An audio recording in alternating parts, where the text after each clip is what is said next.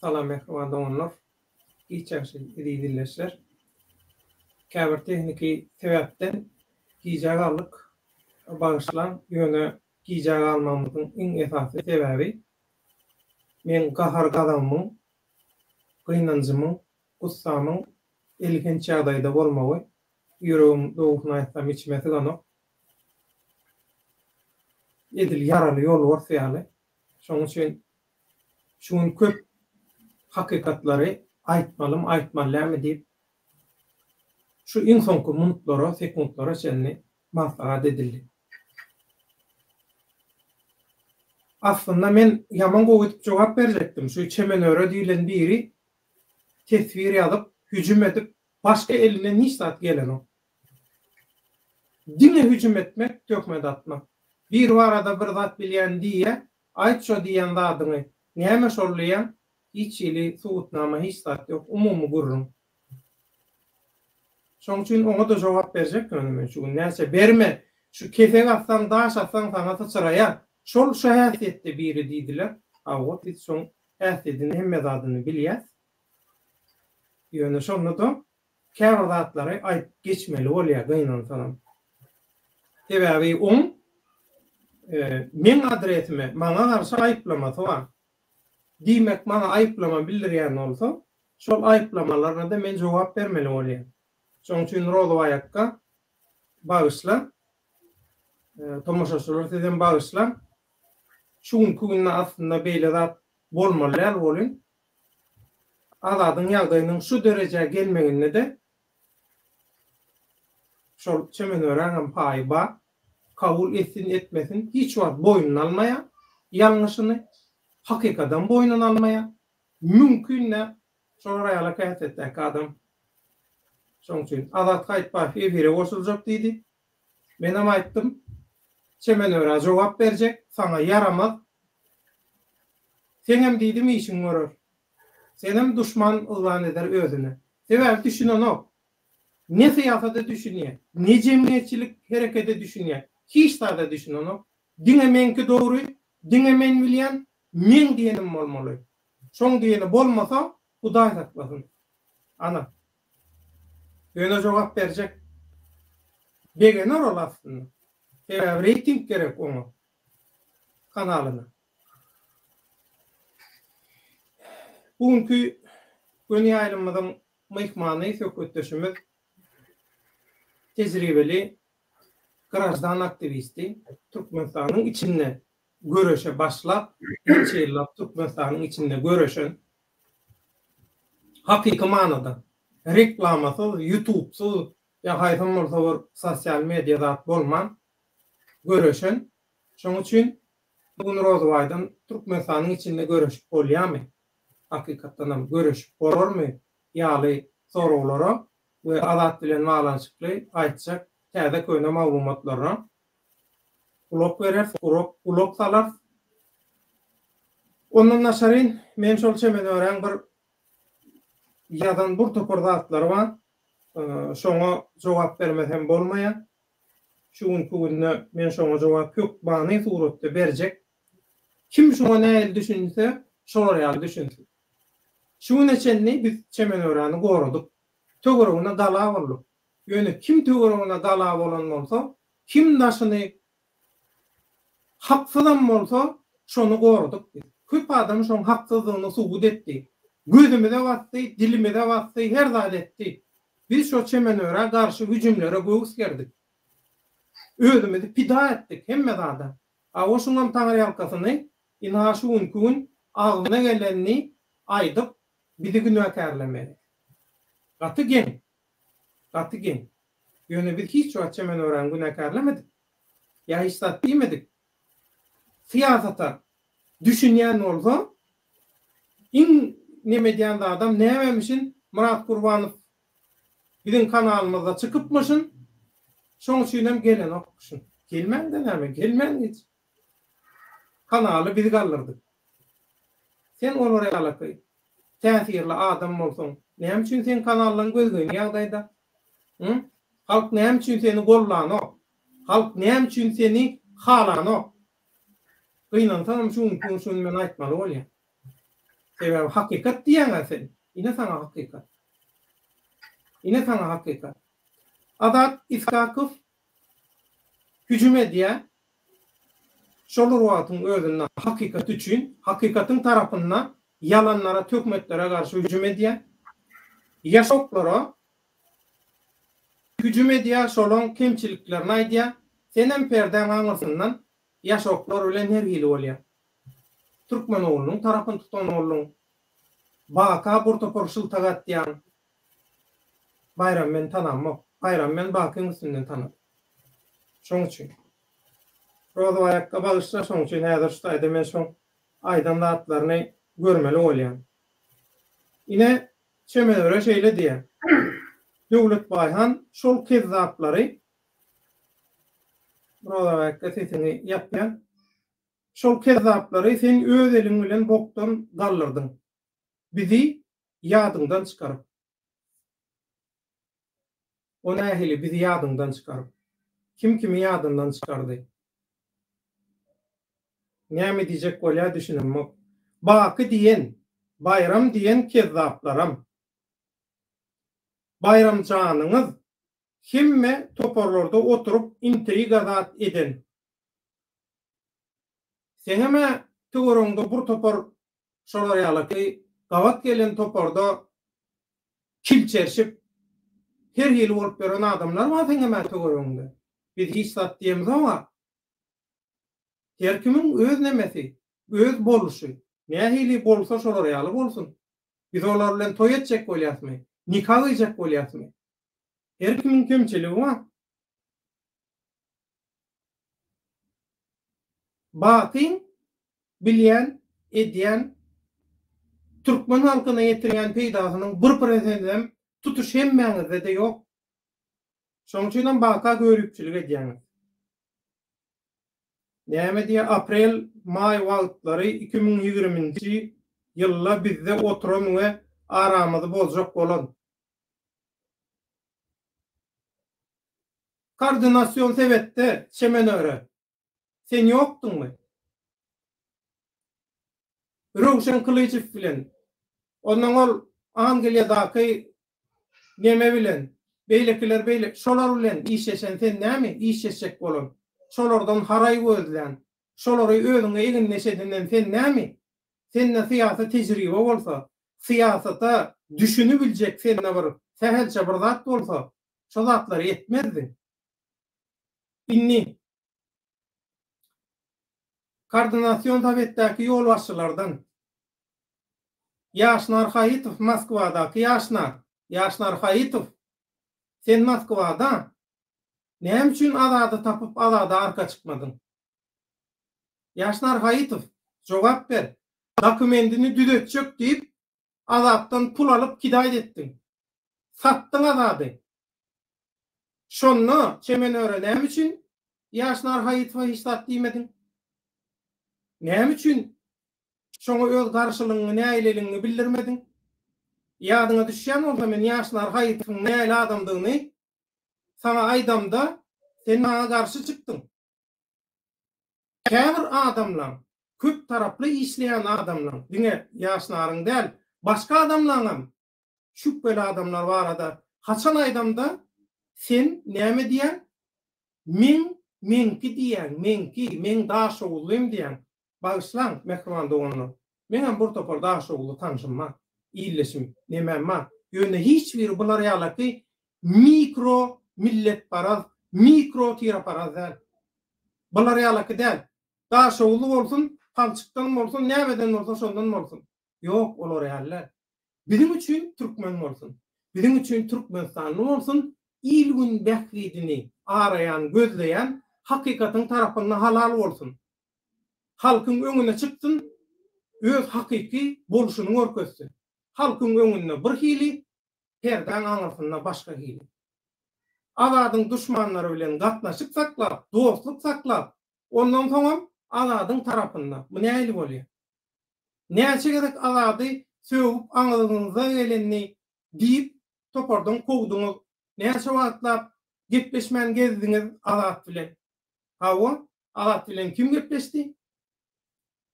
Men şonda da sabır edip Azat bilen gepleşdim. Yok Azat içya, yok Azat söwün ya, Azat sizem söwün ýaňyz. Hudaý saklasyn ýöne. Men düşünüp bilenmek, ondan mene bir zat bar.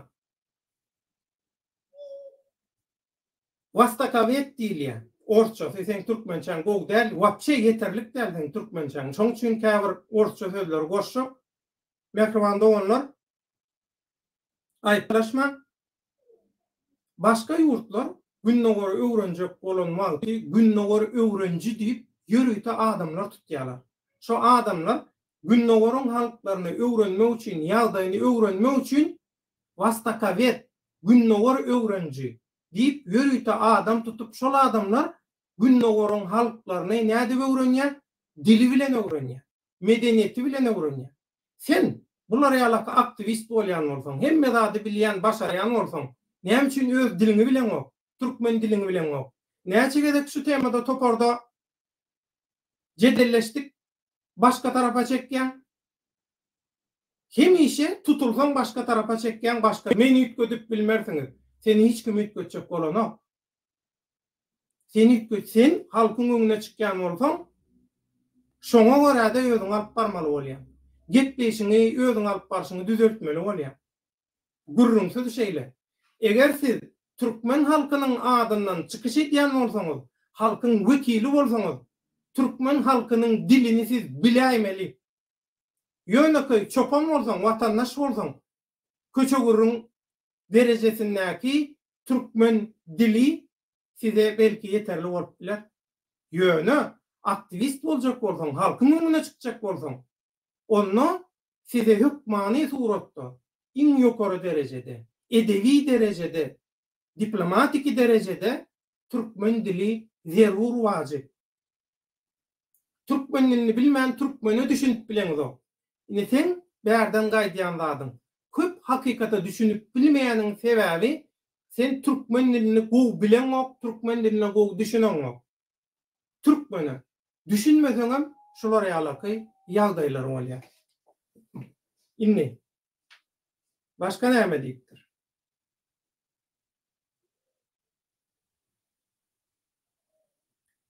Tikushnik Gözelmuradyň ekidegi bu ýanynda da hemişe Baky diýer. Baky bilen nähil duşmanlygy bar. Soradym Bakyň hiç ýyly çemeni duşmanlygy ýok. Näme üçin bular ýalaky özüne duşman gazanjak bolýar men düşündüm.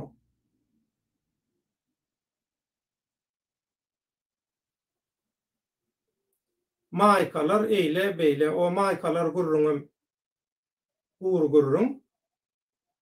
İki hayır sahavat işini geçen yıl adyr başlap eden bayram del, bayram yine de ogruçuluk eden birinin işine girip oynap özünün edeni ýaly edip görkezip özüne at kazanıp ol öz sırkawlan ayağına pul tapıp bilmedik bu işleri başarıp bilýärmi diye. Inni Erştaýda şahatlyk bilen baglanyşyk bilen bir zat diýipdir Erştaýda näme diye? 3 inni 3 diye. Senem kanalyňa men şol Gözelmurat çykyş edeni bäri baramok. Sen onun gaty öňden bäri kanala gelen o. Gaty öňden bäri diňe Murat Gurbanow bilen baglanyşykly däl mesele. Onun gaty köp meseleler bar. O meseleleri aşşak bolsa utanırsyň. Belki utanmarsyň ýöne. Ya halkyň ozaklary bilmegi gowy bolmaz. Seherçe awraýyň aldy, şo awraýyňam gorajak bol. Ýene hüjüme geçdi. Sen taktikan şatlyk bilen bir. Sen şatlyň aýal görnüşi. Kim näme diýse şonu niýsin. Sebäbi sen şu ýazýanda atlan şatlyň suwutnama, inhamen suwutnama çıkaryan, fakt çıkaryan dip öňüzürýän zatlary bilen şol bir motivde. Onuň şartlygy göň etmesili edýär. İkiňiziň hem motiwiňiz bir. Şartlyk şalawalyk gapdalla dursun, rozawa çykyş eden soň şoňa hormat berip bardım soňky gedek. Bäh. Bizem bu kanal uçup gitdi. Reytingler kosmosa getip gör. Asal senin ekeni, sen sebäpli ekeni. Taze ol gelenin üçin. Ata, çesna, hiç gaýtyňyza seretmäge gyzygym ýok. Sebäbi sen düşüneňok hakykata. Türkmenine düýbünden düşüneňok. Bir adamyň diline düşünmän, ol adamyň derdine düşünebilmeýän, ol adamyň keselini bejerebilmeýän, edil doktor ýaly. Bir adamyň gulagy agyrýa, sen hem diş doktory berýän, edil ýa palça gidýän. Edil şol ýaly. Başga saňa düşünäjek dilinde, görnüşde nähili prostoja sadece edip mysal bereýin bilenmok, çemen öre. Kezaplar bar ýerde. Interes zero, nol. Sen intereslen. Downhouse bilen bolanmolşuň. Downhouse'a zakat edişiň. Downhouse'un üstünden edýän intrigajyklaň. Türkmen oğlunun üstünden ýaşoklar bilen edýän intrigajyklaň. Bular hemmeti bilen. Kanalyma geljek gel gurrun haçan çykdy? Bakyny sen kanala çıkarsan men geljek gelliydin.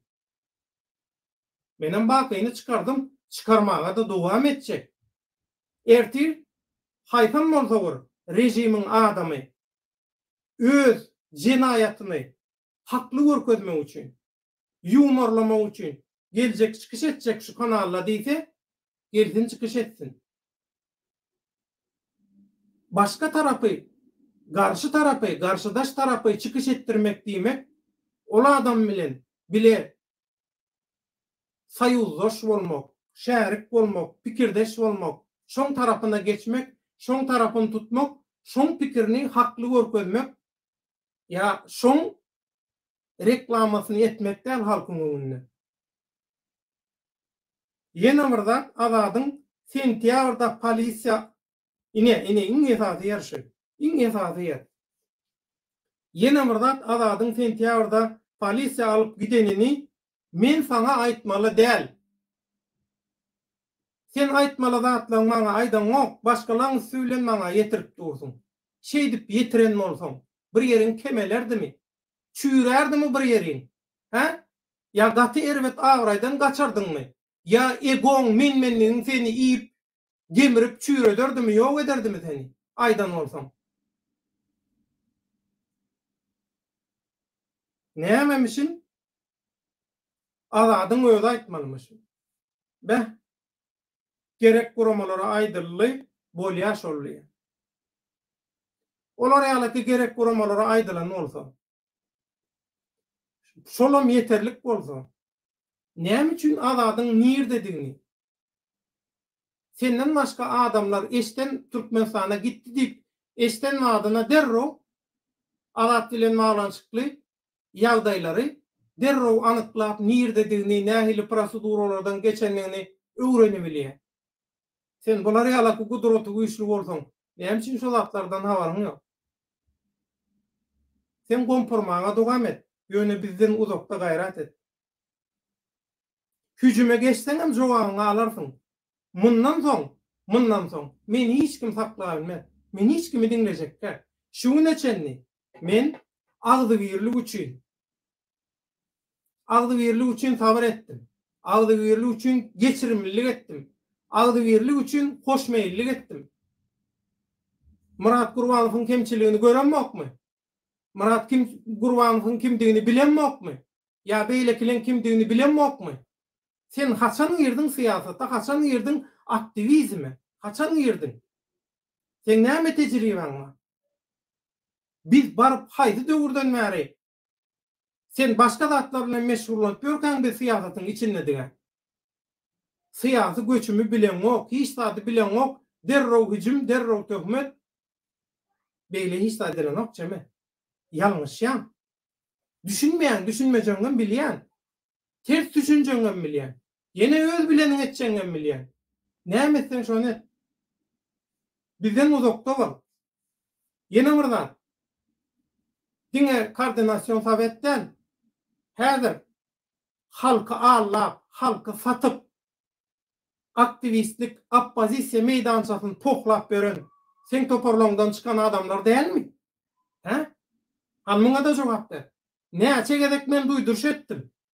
Sen toparlongdan maglumat berilýär.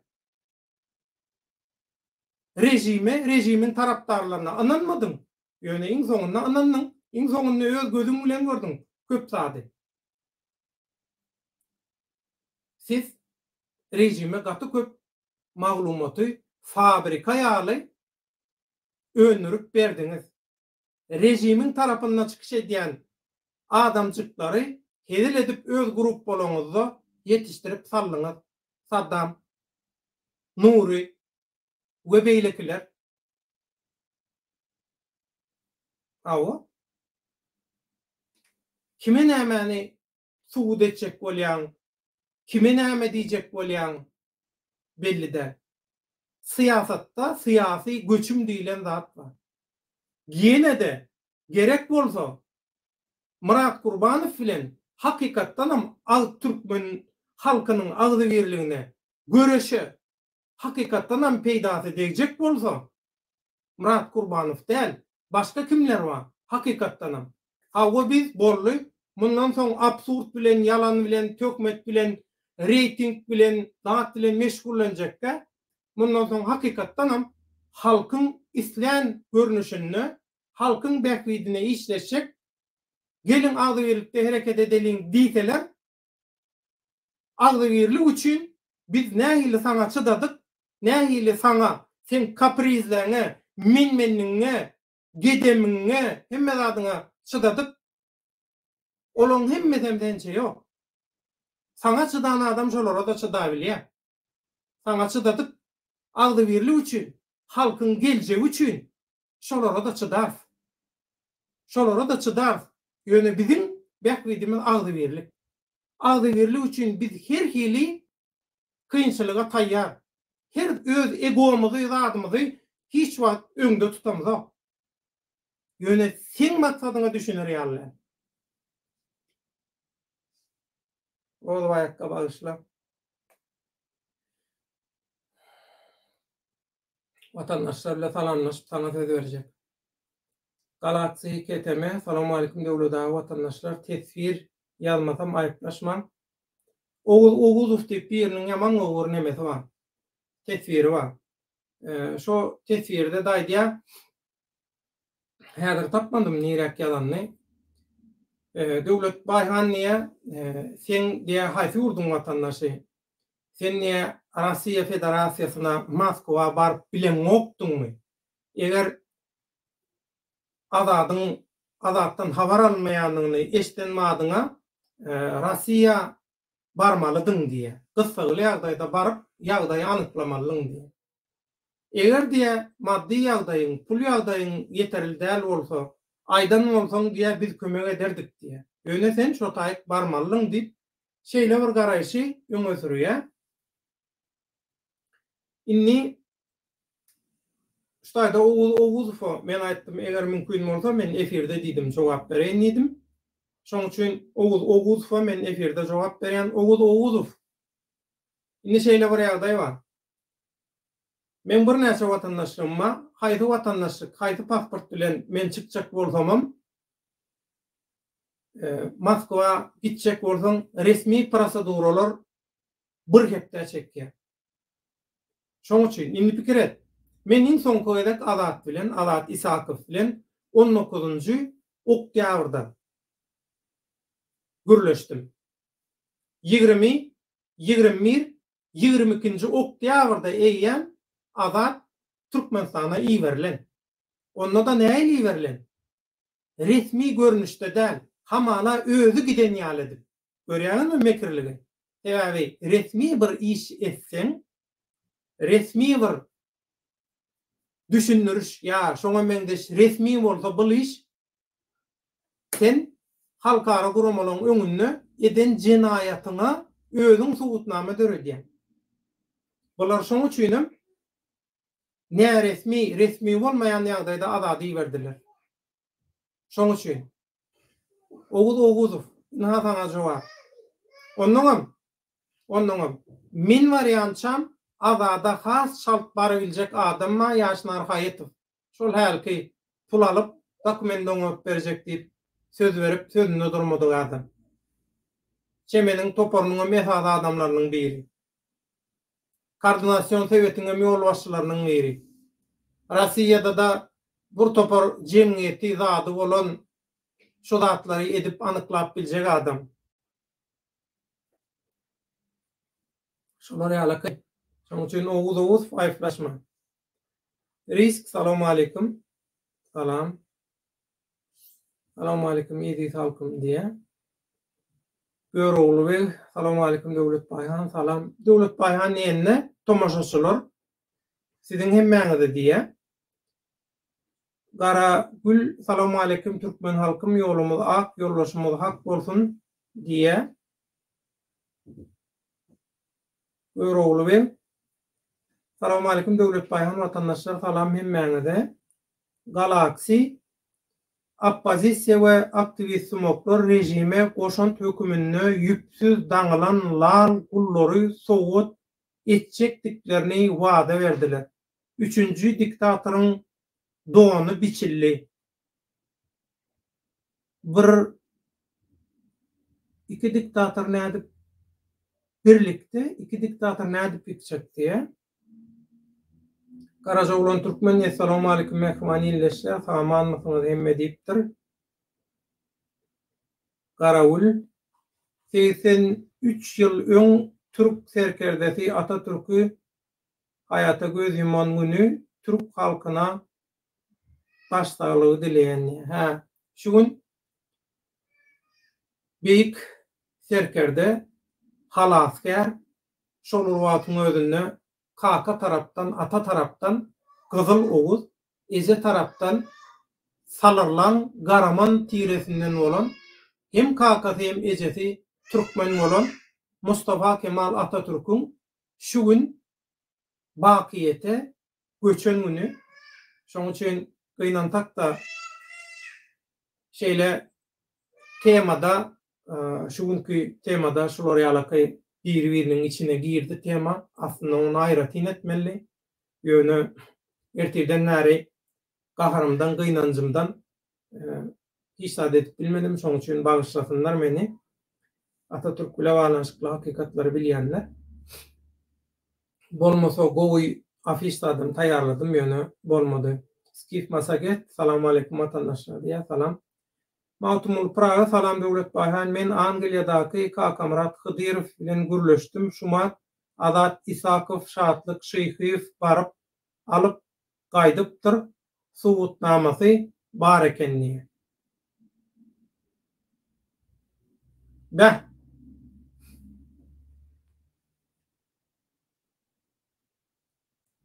Kim kimin üstünde? Ayıp oluyor. Karajoglan Türkmen mawtumul bu erteke ananlyk şatlyň derejesindäki däl boy haramlyk diýe. Kemal Abraýew, salam Türkmen halkym, azada Allahan kömek etsin. Oğul bilen Allahan soň gidem kömek eder, näsip bolsa. Mawtumul Praga Şatlyk Şyhyýew, ol kim özü biziň pikir edýän adamymyz däl bolup çykdy. Ol TikTok'ta video koyupdur. Azat İskakow eli narushnikde yanında hem Şatlyk Şyhyýew bar videoda gözüme onanmak diye.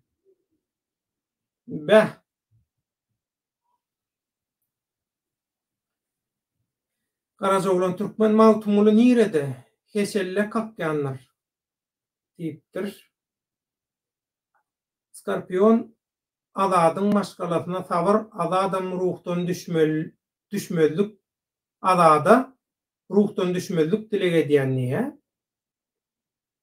Karajoglan Mawtumul Praga, men gözüm bilen gördüm ol videonu TikTok'ta. Şatlyk Şyhyýew Azat İskakow alıp gaýdan, özüm Azat İskakow eli narushnikli.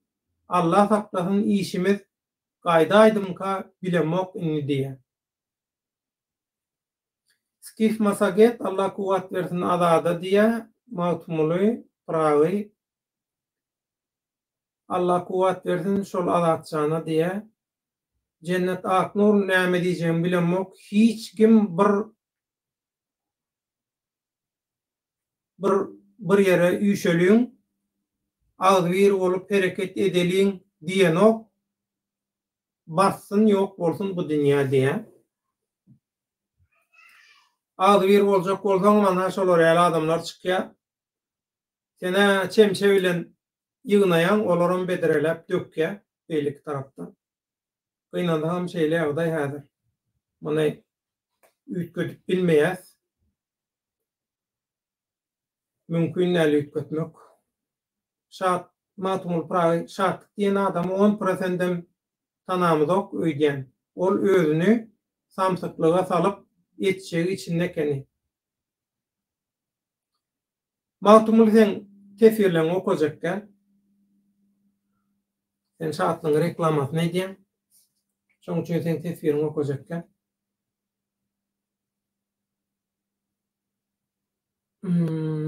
Şol urda diýip gidip otur. İskif masaget mümkin matumulu diye Garajoglan nirde ol video kaçan goýuldy diye Skorpion häli näçe tane aktivistler satarlar. Skorpion näçe tane aktivistler hakykatdan hem hakykatyn tarapyndan çykyş edýän azat oraziýallar satylýar. Beýlekilere hiç kim degmeýär. Aslında wagty gelende görürsüňiz, şu hakykatyn tarapyndan çykyş edýän adamlardan başgasynyň hemmesi hamala düşman ýaly görünýän bolsa da hemmesi götte çat şolaň. Wagty gelende görürsüňiz. Guyruğuna basalan wagty hemmesi birleşýär şolaň görürsüňiz. Äbe de jüýbe bolar aslında. Ol ekranyň öňüne çykyp bular ýaly näme diýeni seretme. Iskif masaget näme görmeli nädip tapmaly videony TikTok'tan bilenmok. Galaksi vatandaşlar canlı oda atan kişi bolýan aktivist oppozisiýa sumoklary atyňyzy oka berseňiz günüňiz azadyň gününe düşýäňizi 1000% garanti berýän diýe ömrüňiz ok bolsun. Gaty dogry. Garawul Türkmenim kanaly, Türkmenin iti gelse de, pişigi gelse de bu kanalla çykyş edip biler. Ömrüňiz ok bolsun. Ine, men aýtjak zadymy gahardan, gazapdan, ýadymdan çykan adam sen aýtdyň, ömrüňiz ok bolsun. Saja bol. Musoygala mawtumuly şahatlyk samsyklyga salýa diktatura aljarasa şahatlyk meheme edarasyna oturanlar diye. Oğuzuf kanaatlanım deyip başarat edýär. Soragyna saja bol, ömrüňiz ok bolsun, ýaman gol sora berdiň. Biz tankyda açyk yeter hakykatyn tarapyndan bolsun. Hakykatyn tarapyndan sebäbi halk biziň aýnamyz, siz biziň aýnamyz. Biz size seredip özümüzi görýär. Şoň üçin bir ýerde kemçiligimiz, zadymyz bolsa, gaýrat edip aýdyn. Düzeldiň. Men hemişe aýdan adamam gaýtalýan. Men ilki özüm bilen, nefsim bilen görüşýän. Sebäbi bur topar minus bar. Bulam nirden? Sowet döwründen soňky türkmenliň 500 ýyllyk döwrüne başdan geçiren zatlarynyň biziň genimizde, ganymyzda galyran negativ täsirleri bar. Şolardan arasalanjak. SSR döwründen, haram başı döwründen, haram dağ döwründen şu zatlardan arasalanjak bolup özüm bilen görüşýär.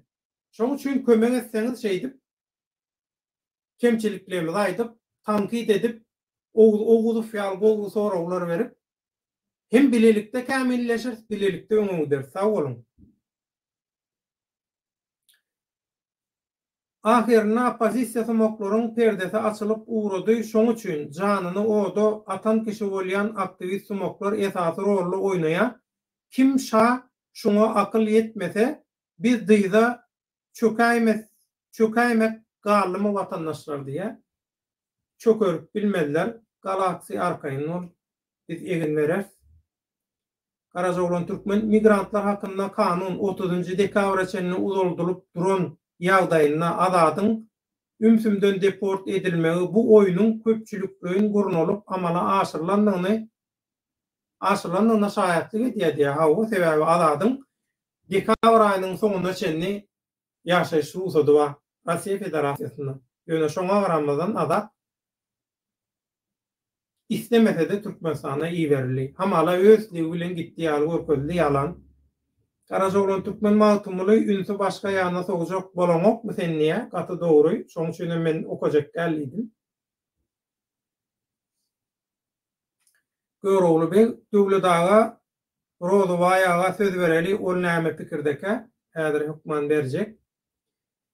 Magtumuly Pragy bu şatlygyň özü, bu şatlyk %100 şu şatlygyň özü döwlet baýhan siz bir gezek şol şatlyk hapda video çykarjak diýdiňiz haçan çıkararsanız ol hapda video. Şatlyk bilen biz jedel etdik diýäýeli. Aslında jedele däl bolýar. Şol jedelin şertini şatlyk ýerine ýetirip bilmese, ýerine ýetirip bilmedim diýip aýdandan soň men şatlyk bilen baglanşykly video etjek diýdim. Ýöne şatlyk intek o zatlary edenok, belki etjek ammalanok, başga zatlar bilen meşgullanıp ýör. Şoň üçin Zarina Ahtymanowa aktivistler diňöňe hawa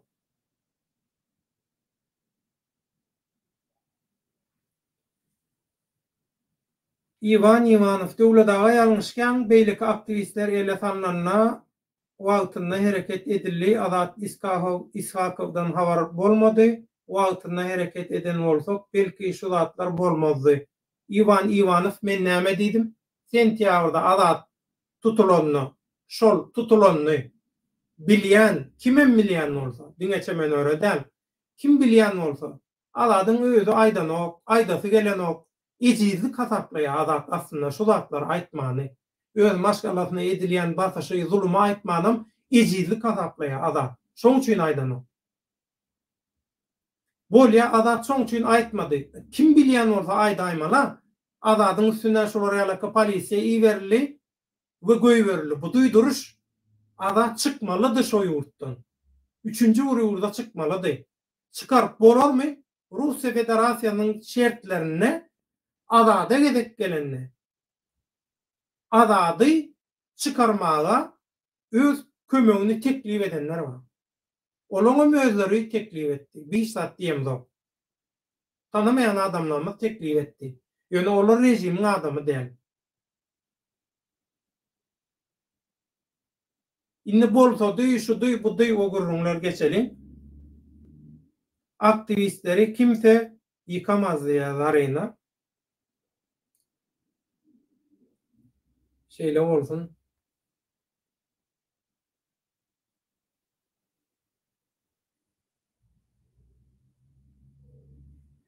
Bu döwür nire vardı?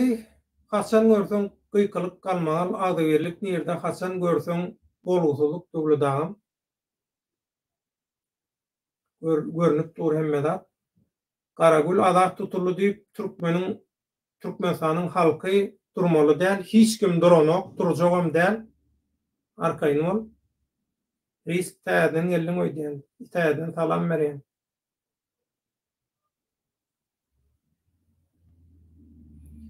Inni söz nowbatyny men Rozowaýakka berýän tejribeli garajdan aktivisti, bir garajdan aktivist höküminde. Bir habarçy höküminde. Rozowaýakka söz sende. Mikrofonu açtım. Sağ ol devlet. Sesim geliyor mi?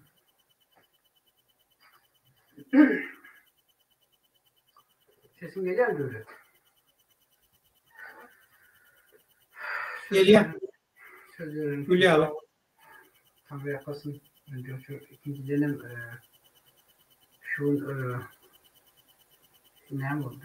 İnternet internet'ten yeni kârlı siyatsızlıkları var. Yok, men su içen, şoň üçin arkaň gürläber. Bugün her neçe kıynansak da elbette bugün Azat İsakov barada bir neçe katı kıynandırıcı malumatlar aldık. Elbette bizim için beğendirici, kıynandırıcı bir vaka oldu. Bundan beri Azat İsakov'la bağlı olan vakalar Azat'ın onunla gelecekteki durum şimdi neler olacak bu arada katı hemmemizi birazcık tedirgin edilecek meselelerin biri oluyor. Şunun için bunlar yani işte Rollarsa başla sesin gaty pes gelýär diýip ýazýarlar. Biraz kataldyk bilermi sesini? gelen sesim. Geledim. Yapın kıskası bunlar yani işte biz önden ahire, uzundan ahire de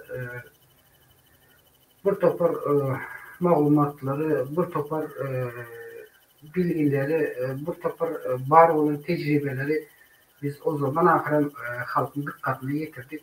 Ne içindir halkın ağlamasının köprüsü esasen şu Daşarı yurttaki Türkmenler, öz Türkmen rayetlerimiz şular ne içindir şu zatları bir hili soğuk sala seyrettiler, ne için soğuk sala seyrettiler, yani duymazlık ya görmezlikten gelen bu geçtiler gittiler. Bu Azat İsakov bizim için ikinci bir pida olan şahsiyetin biri oldu. Ne için deyimizde Azat İsakov yan diktatör rejimin eline geçti.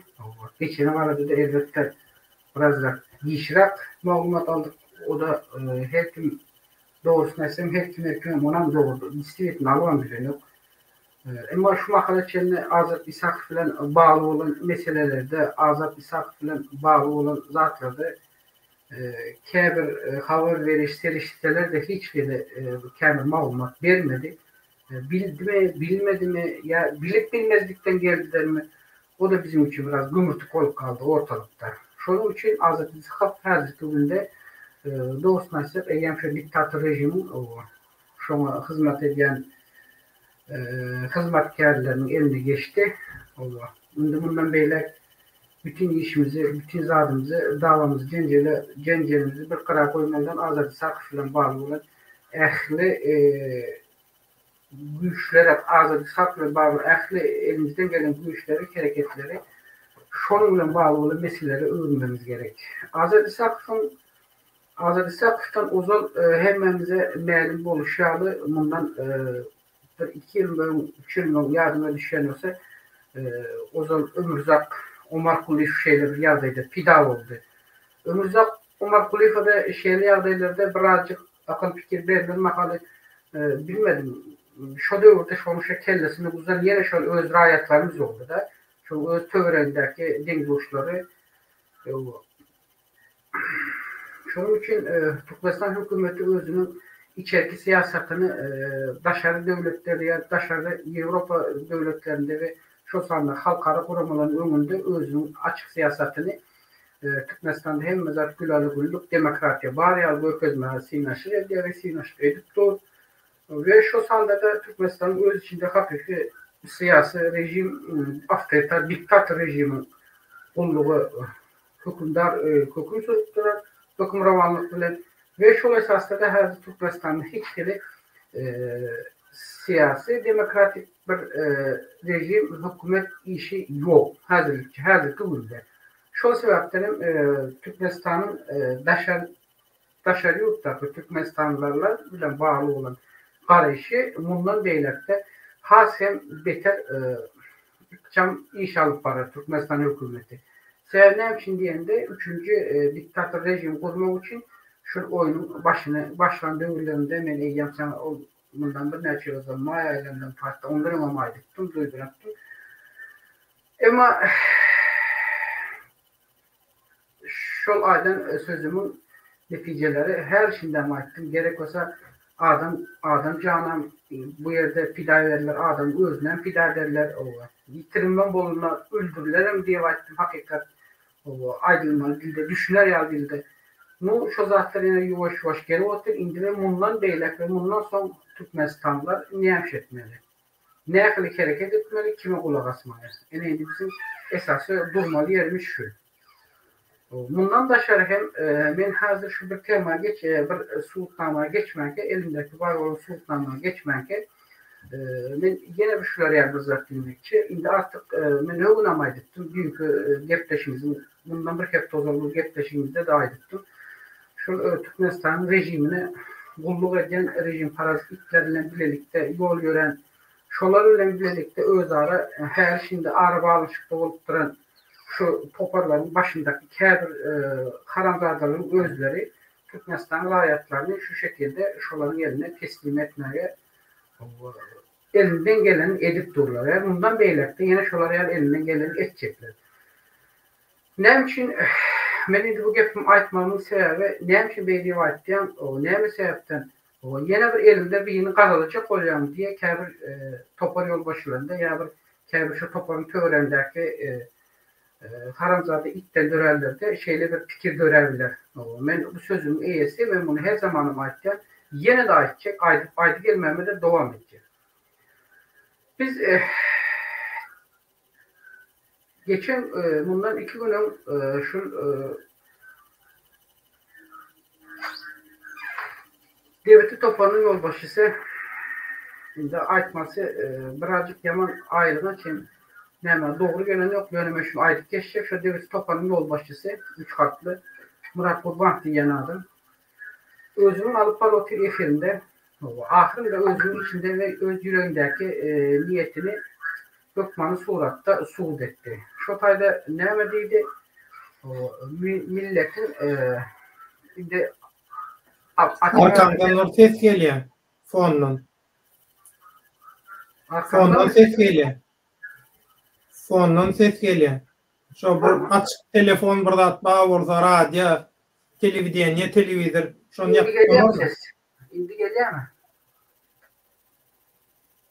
Şimdi gelende Ava, Murat Kurban nemediydi?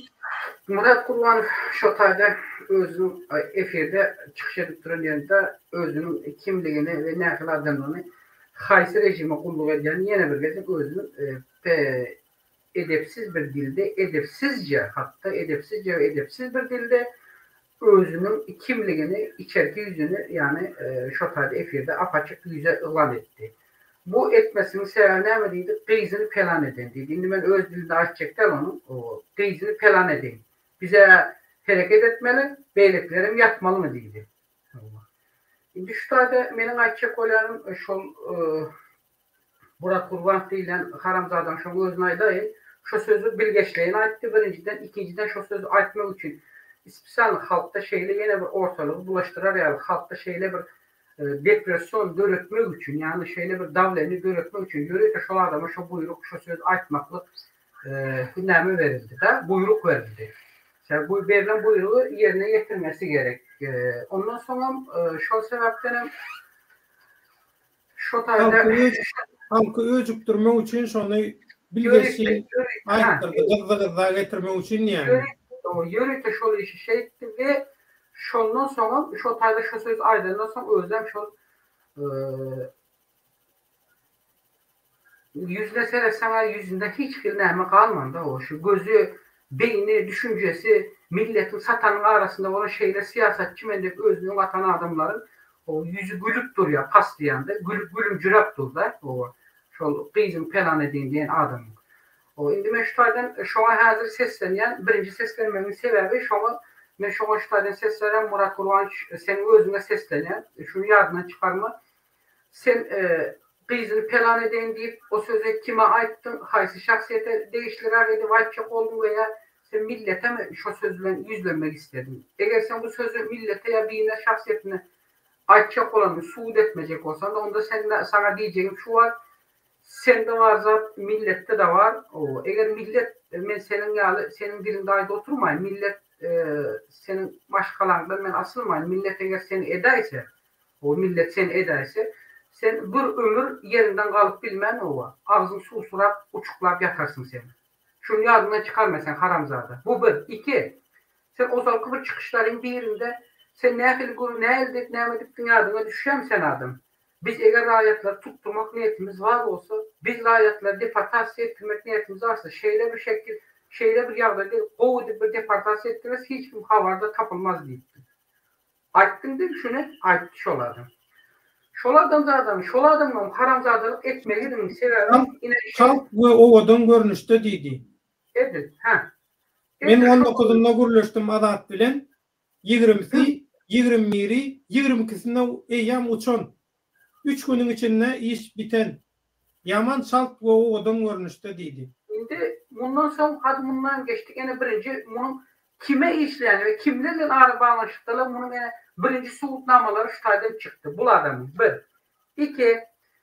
Yaga yakında azat bilen bağlı olan azadın tutulanlığı bilen bağlı olan birinci nämeli şol Moskvadaky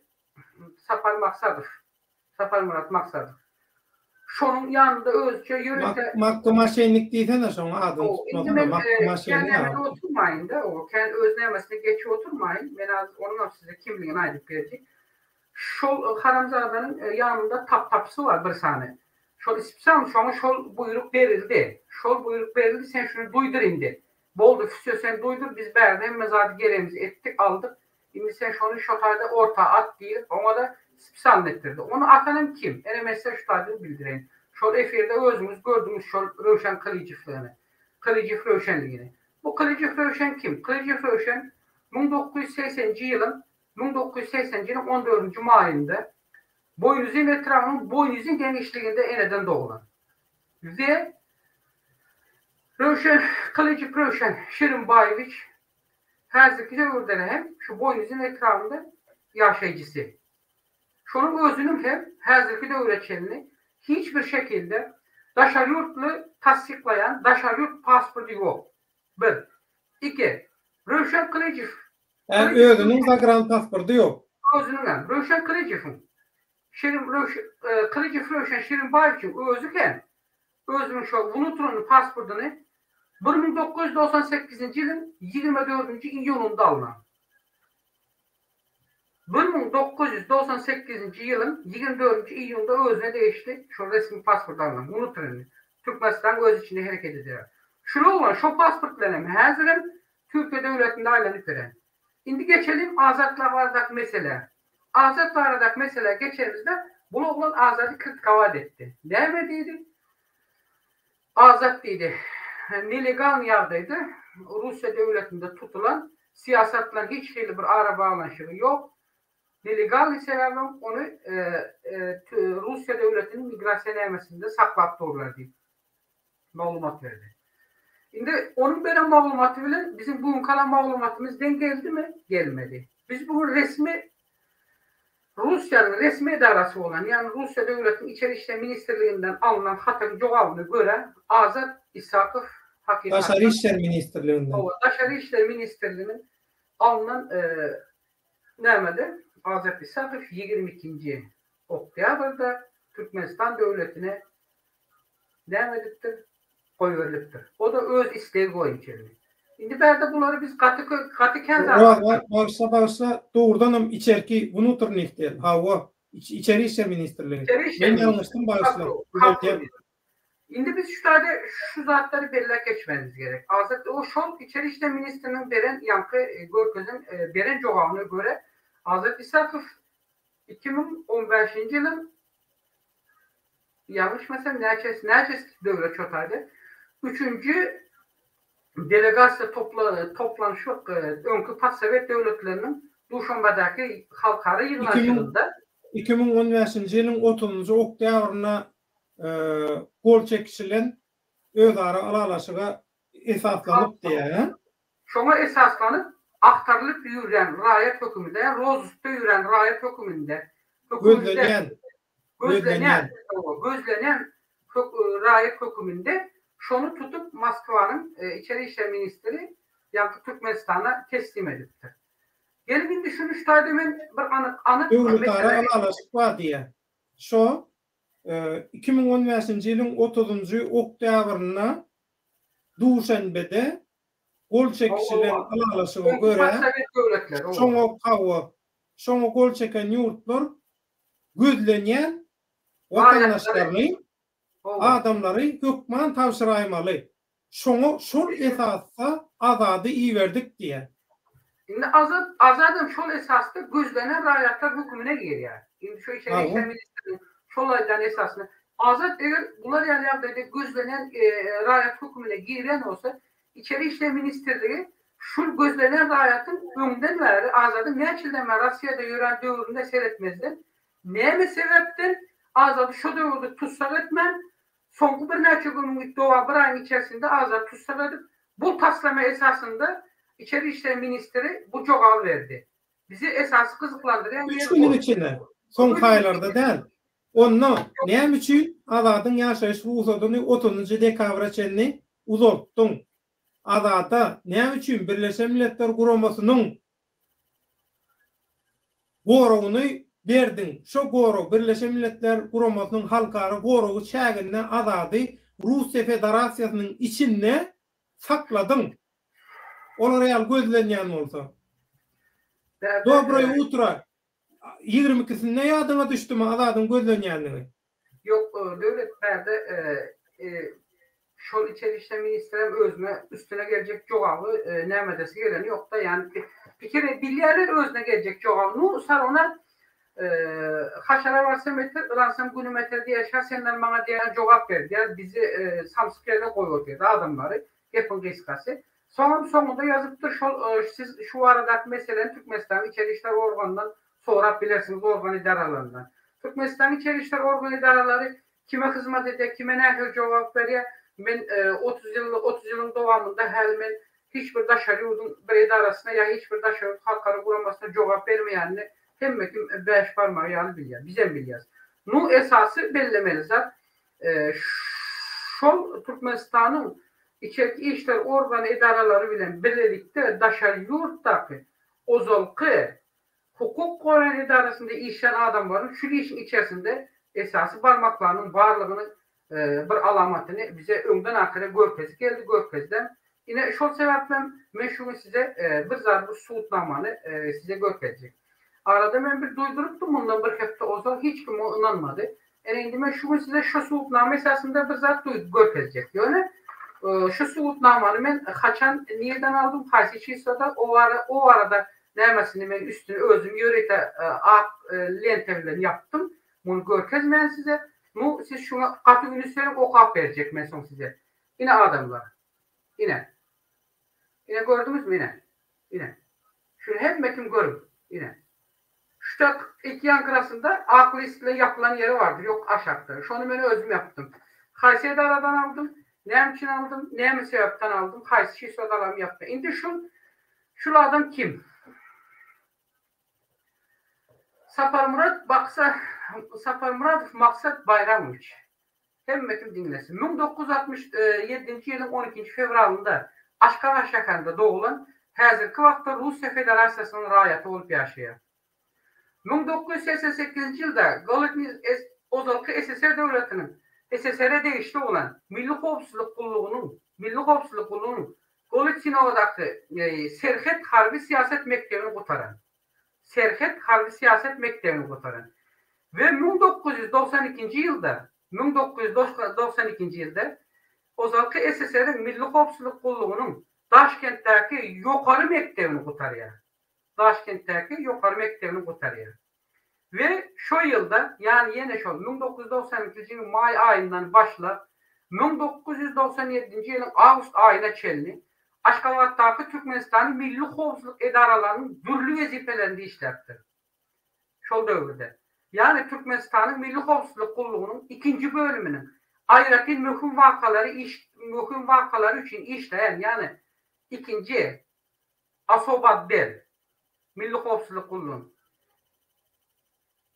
hem de Milli Howpsuzlyk Komiteti şu dövrde yani şu Milli Howpsuzlyk Komiteti'nin ikinci bölümünün Ulu İşgär hükümünde işler, sesim geliyor mu? Ulu İşgär hükümünde işler hem de hazırki dövrde hem Türkmenistan'dan işçi ihtiyaçlık İşgär hükümünde yani harbi ofisiyerler zapas hükümünde hem durýandygyn aýtýarlar. Bundan başka 1993 yılın dekabr ayından 1993 yılın dekabr ayından 1997 yılına çelli Türkmenistan'ın Devlet Gümrük Komitesi'nin başlığının kömekçisi, Devlet Gümrük Komitesi'nin başlığının genleşçisi ve daşarı iktisadi meseleler boyunca Türkmenistan'ın gümrük kulluğunda işlem fırsatından başlar. Şol dövrde Türkmenbaşı tarafından kurulan neşe kaçakçılığına karşı olan operasyon işler ile meşgullanıyor. Gümrük kulluğunda şu neşe kaçakçılığına bağlı olan gümrük kulluğunun şu bölümlerinde işleyen. Ondan da şarkı yine şol dövrlerde açık soğuk buyruğu esasında yörete şu yan katı omat bellakını şol esasında yörete açık soğuk buyruğu bilen Sapar Murat Niyazov'un oğlu Murat Niyazov'un şol dövrlerde Türkmenistan'a girizyen alkol ve çilim ölümlerini parçsız alkol ve çilim ölümlerini parçsız Türkmenistan'a girizyenlik için şonunla birlikte Murat Niyazov'un oğlunun birlikte işte İTERE kampanyasının korrupsiya sevdası arkalı haritlarının geçişine gözetçilik eden adam şu. İTERE Murat Niyazov'un şonunla bile hizmettaşlık ediyen İTERE kampanyasının korrupsiya sevdası arkalı haritların geçişine gözetçilik eden adam bu. Yine indi bu yerde aşağına geleceğiz. Hazırki dövrde ve özünün vatancı Rus Türkmen Dostluk Cemiyeti'nin başlığı hükümünde hem de Türkmen diktatörlüğüne karşı çıkan Türkmen opozisyaçılarına, aktivistlerine ve adam hukuklarının koruyucularına karşı işçen Rusya Federasyası'nda çağrında Türkmen aktivistleri olan Orazgeldi Çöliyev ve Azat İsakov'un izarlanmağını korunadı. Yine. Şu ahırında var.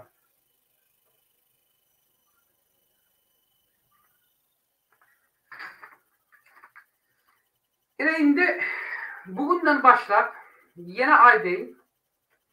Edir şüler yağlı malumatları Türkmenistan hükümetinin avtoriter diktatör rejiminin yanındaki rejim parazlar her nece elinden gelen edip her nece yardımda daşarı Türkmenistan'ın rayetleri olan birine bunlar yani oylara özümüzün şular yani oyların içine çeken rayetleri her türlü tuzak oylarını kurmakta sinaşık etseniz bile eden yardımınızda da bizim için hiçbir bunun alameti yok. Yani biz sizin şu oyların içerisinde daşarı yurtta ve daşarı Türkmenistan içindeki haysi kurumalarda haysi ederanızın yolbaşlarının elinin varlığını edeleştiler yani apaçık edip ortaya koyacağız. Bu saatten sonra. Şu adamlarla birlikte devlete Topar'ın yolbaşçısı Murat Kurbanov geçen günkü insan çıkışında nemediydi. Ben bundan sonra dedi çıkış edecekler dedi.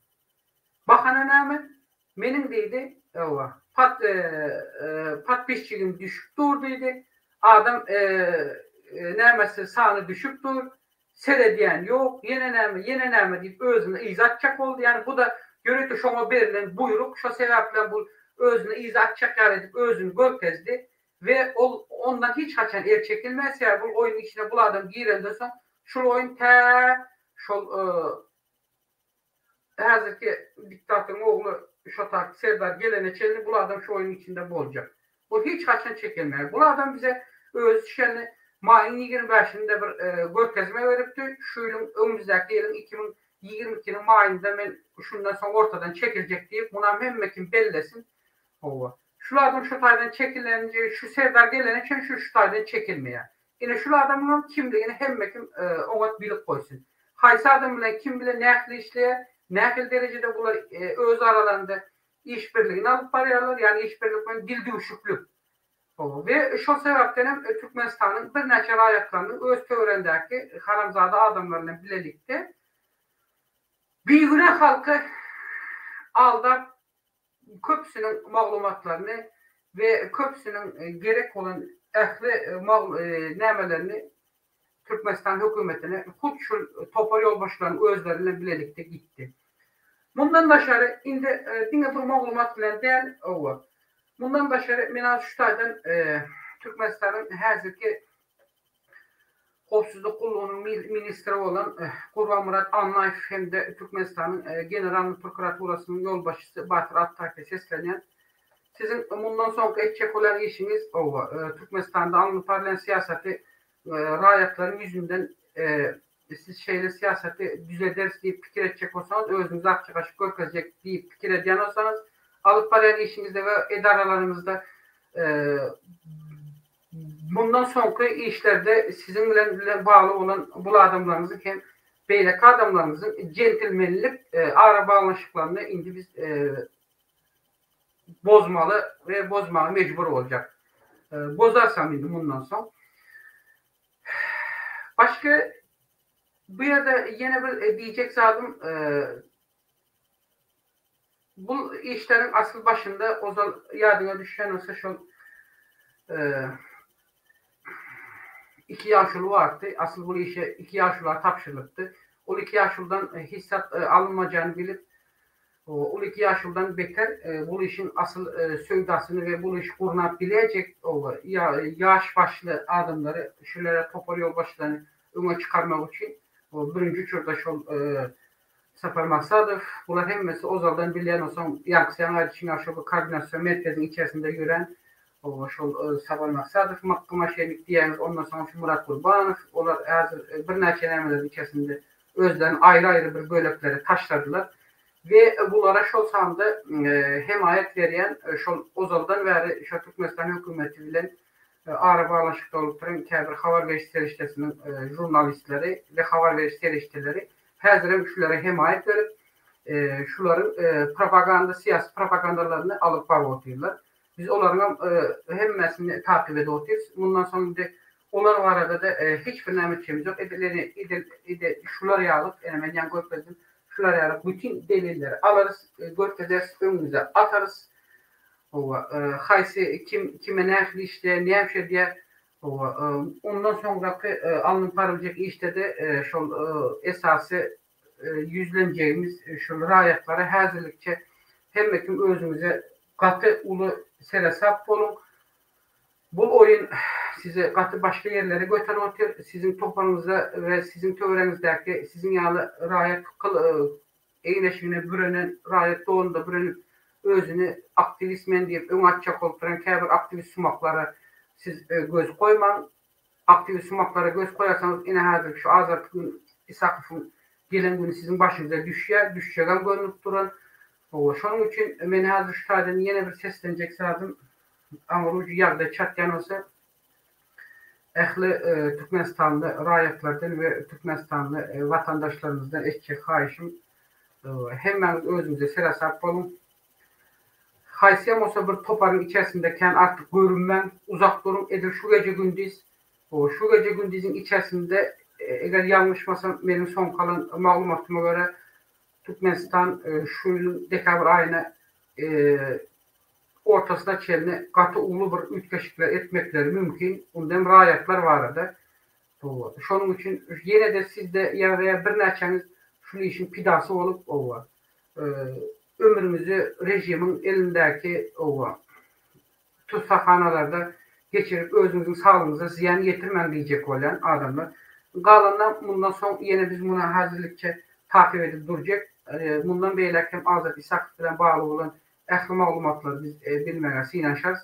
Azad İsak'ın bundan sonraki durmuş nəyəm olacaq, nəyəm oldu hazır, niyə nəyəm şirip verən biz bunlar var da ya gerek olsa gelecekki efirlerimizde bir neçe çıkışlarımızda biz bunu açacak devlet.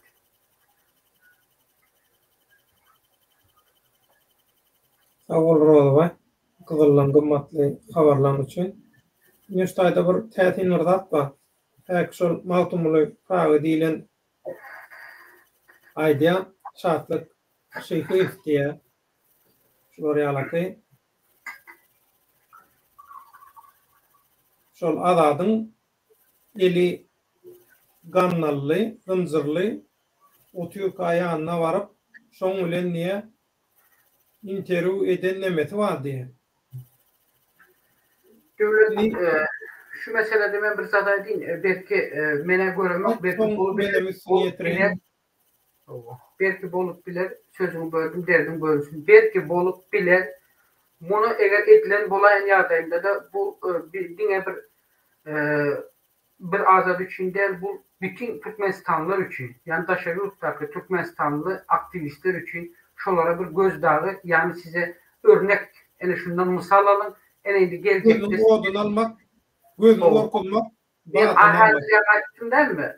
Dekabrın 15'ine çelini bir ülkeşiklik edecek olur deyip. Yani bu, yani şunun bir misalı olup biler.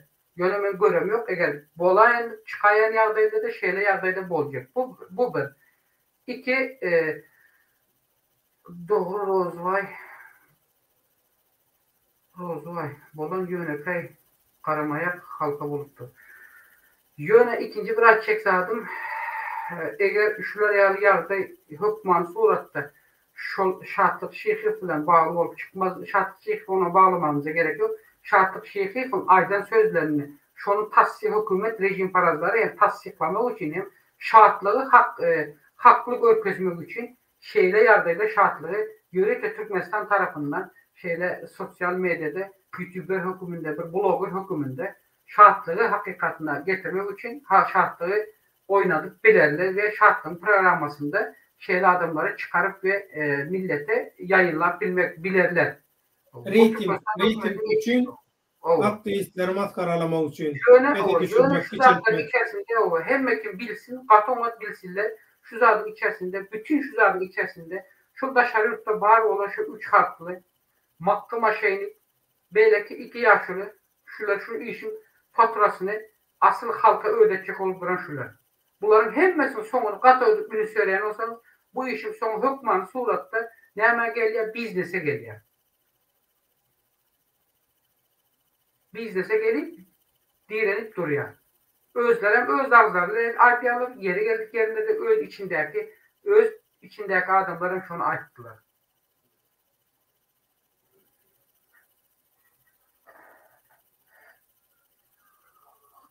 Örtülü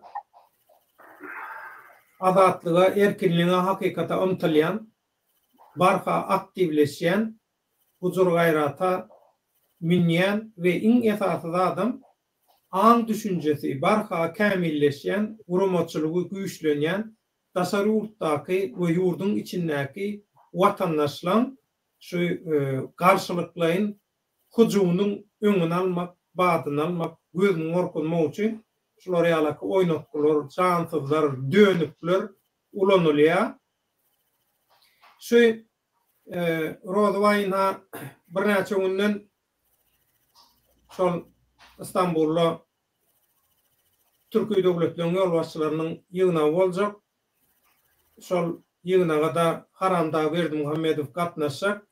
Şoňa garşy hamala bir provokasiya gurnolya. Hamala şoňa garşy bir şular ýalaky protestat edýän edip ýene bir näçe biýgüne adamy tutturup şoň arkasyndan bir tarapdan öz YouTube kanallarynyň reytingini aldyrmak, beýleki tarapdan hem öz gojaýynlaryna Türkmenistandaky Haramda rejimini we şo rejimiň arkasyndan pul gazanýanlara, behbit gazanýanlara hyzmat etmek üçin şular ýalaky bir oýun oýnalýar diýilýär. Sen şoňa näme baka berýär? Şoň bilen alaşykly bir zat eşitdiňmi? Bunun bilen bağlanşykly döwlet men ýa etdim mesela häzir etdim şol bütün açık olanların şunun içerisinde yani belirleştirme şu dekabr 15'te çelindiydiğinde şunun bilen bağlanşykly olan yerde men açık özüme men berdeki şol toparın käbir nämeler meniň bilen yok doğrusu mesela da bağlanşyk bolasmam gelen yok boldurjagam da sebäp şimdi endi men olaryň görecek olup berýem ýörek geçdim. Nu meniň açık olan zadyň sebäpleri esasında şu taýda şular ýaly provokasiýon işleri amala aşyrjak boladylar we etdirjek boladylar. İçinde bir 4 sany 5 sany özüni şol rejim paraza hyzmat edýän itjazlaryny bilelikde bu iş berde hiç kaçan amala aşyryp bilinmeýär döwlet. Bular ýaly halkara näme derecede berde şeylere bir näme alınıp barılacak olan ýagdaýda döwlet yol başçylary gelende ýa-sen bilýän berde de edil nämedeki ýa-da kuş uçurtmaýar. Ol özlerinin adamlarının pan gidin tutulun ondan soň çykjak ene bizi çykardylar beýti ýok. O zatlar hemmesi oyuncak. Öz töwerendeki adamlar tutuldum edip öz töwerendeki iç cagazlar çıkarlar. Ama yöreke gayet böyle odun içinde öz yağını öz qovurup gider varar. Ve şunu aydayın şu taýdan beller peşçek benim için tapağı diyor. Kim näme deysin. Ondan sonra şu taýdan men yine bir seslenecek zadım. Biz indi bundan sonra ene şol Ozal Ömürzak Umar Kuleyf'in ıkbalı bilen bağlı olan ýagdaýda şolda da şol Azatlyk Radiosynyň Türkmen gullugynyň üstü bilen şol olan jagaz owa. Berilmeli, däl maglumat berildi. Özünün ämesinde diýip owa. Şol aýdan Azatlyk Radiosynyň ozak ýol başçysy. Häzirki bagyşlarsınız. Ine Azatlyk Sakyfan hazır bular şeýitdiler. O Azatlyk Sakyfany göreriz. O hani bunun bilen bağlı olan maglumatlary halkara programmalar nähil derejede iş alyp barjak. Näni sorak hökümetden näme etjek, sorajaklar owa. Hökümet han bulara näme jogap berjek. Yani biz bunu da takip ederiz diyorlar. Bugünden sonra ben açık aydayım. Bugünden sonra bu saatten sonra bu minuttan sonra benim de artık hiç umurumda değil. Sen ben bu işleri bu yörecek yolları eğer bir neçe gezek yöredim. Sokuluşuğu, satılışığı, pul işlemeyi, hakiki adamları satıp adamları eline koyuverip özleri kolçanın cübüsüne vurup bu kenara çekilip oturuşmaları. Bu zatlar bizi kızıklandırmaya. Mesela beni hicem. Ölüm mü? Ölmeyen olsa koyun her kim ölsün. Ölen adamın ölene çelinden şu hakikatları açsın ortaya açık koysun da geçsin gitsin. Onu bir adama bağla oturmamıza gerek yok devlet. Bu pelançe o birinin toparına ne gelmiş? Bunun toparına ne gelmiş diye gururun artık bizi mesela beni şu time getirdi. Bu topar değmekinin zadı adamları pida etmek demek bu. Topar demek veya toparlanmak demek pida etmek demek. Yani ne mi demek? Köpçülükleyin halkı kırgınçılığa getirmek demek. Yine bunun asıl manası şu.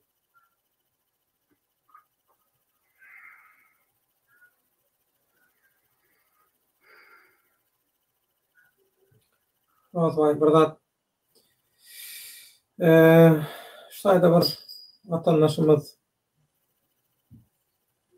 Marcus Aurelius bir vatandaşımız var. Bizim esasy tesirçilerimizden Rolvayaga yaşlılar o arada aydanlarına kän ananysyn gelen okmuny tasdikleyen suwutnamalar bağımsız edip soraýan. Canım benim, Marcus Aurelius. Eger sen benim atamın oğlu bile olsan enişler yalıp tasdiklamany alarım. Alabilmesem eline koýan ömüne. Ene şeydi görkezýän.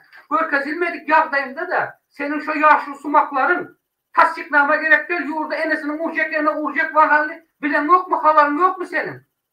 Öz töwerende bir yüzneçe adam bile hükümet ele geçirecek olup hükümet ağdarşık edip Türkmenistan devletini ele geçirecek oldu. Bilen yok mu sen şunu? Bir günah yere öz doğanını bastırdı. Öz doğanını bir günah yere. Onu bilen yok mu? O yanındaki ak saçlını bilen yok mu? Şu devirde Türkmenistan'ın meclisinde deputatlığını. Haysi kararlara kol çekeni bilen yok mu sen? Hatta kararlarında sana çıkıp şu an azatlıkla bir yeze kaydıp verdi. Yine şu punkut meniki, şu punkut meniki deydi. Nerede şu punkut şonu olsa Türkmenistan'da işten dövründe şu mecliste talep edip bilmedi şonu. Ne sebepten talep etmedi şonu? Haçan arkasından bir zat direlerinden sonra ikisi de yurdumdaşına çıkıp benim elimde munça papka var deyip Gutunun bokunu aklacak oluyorlar.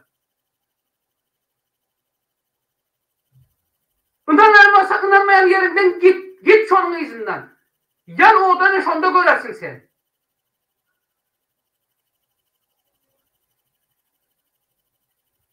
Inanmayan adama nereden gerek inandırmak? Koy ölsün yansın ben öm ettim ben. Öm ettim devlet sana ben.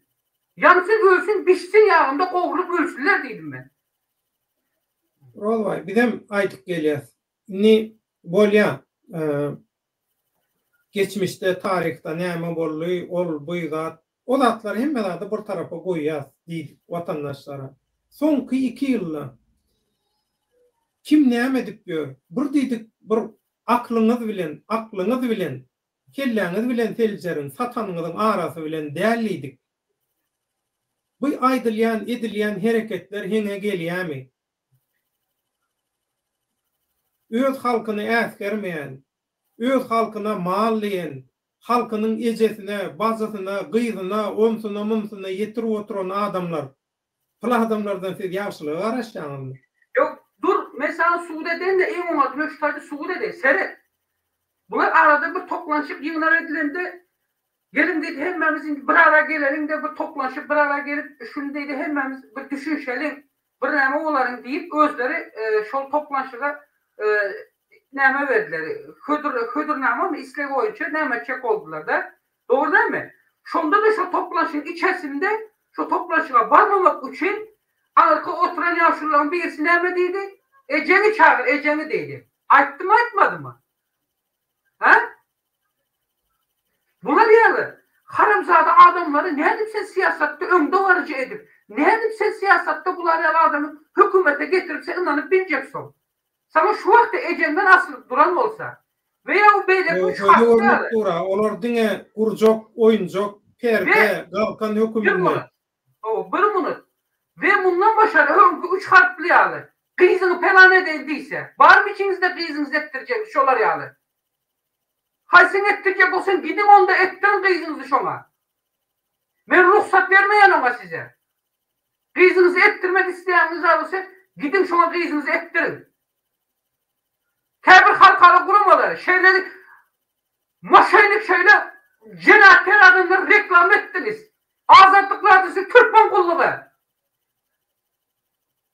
Baksın senin ediyen işin yerin düğüne. Haramzade'den duran bütün adamlar şu ortalıkta aylanıp göre. Sizin yüzünüzden öyle şeyler düşünüyor. Bir gün adamlar yanıp orada yanıp gidiyor otur. Çıkın sonra biliyorsunuz barosu içinizde. Alın Türkmenistan'dan bir malumat alabilyen olsanız indi.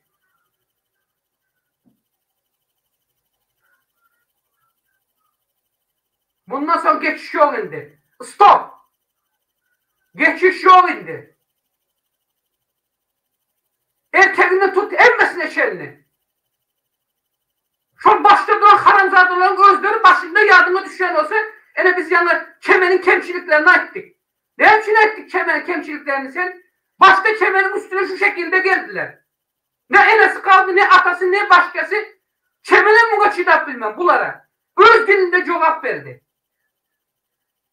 Dini kemenden, kemen yani bir nece beylek topar ayarlara saldırdılar. Kim bunun faturasını indi ödemeli? Sen mi ödemeli mi devlet? Ben mi ödemeli mi? Ya yöneke bir halk mı ödemeli mi? Olar alacağını almalı, oyununu oynamalı, öz egocuğunu kanaatlandırmalı. Odun hükümünde de yönekay halk hidap olmalı. Rodvayakka, yönekay halk. Nirde bir yönekay adam, yönekay raýat, yönekay vatandaş bilgeçliğin edilýär bu, bilgeçliğin seçilýär. Şonun üçin men ýa toparlayan ettiler. Ene bunların in berkisine ne kalkamına Hıdır diyen Röza beni sıçıp başladı. Biz bir neçe nemede ıvarat olmalı deyip bana aytdış olduydu. Ene aydılı otur, öz götünün bokunu açıp oturlar. Bunu bilye. Bilye hem mesela 5 parmağı bilye.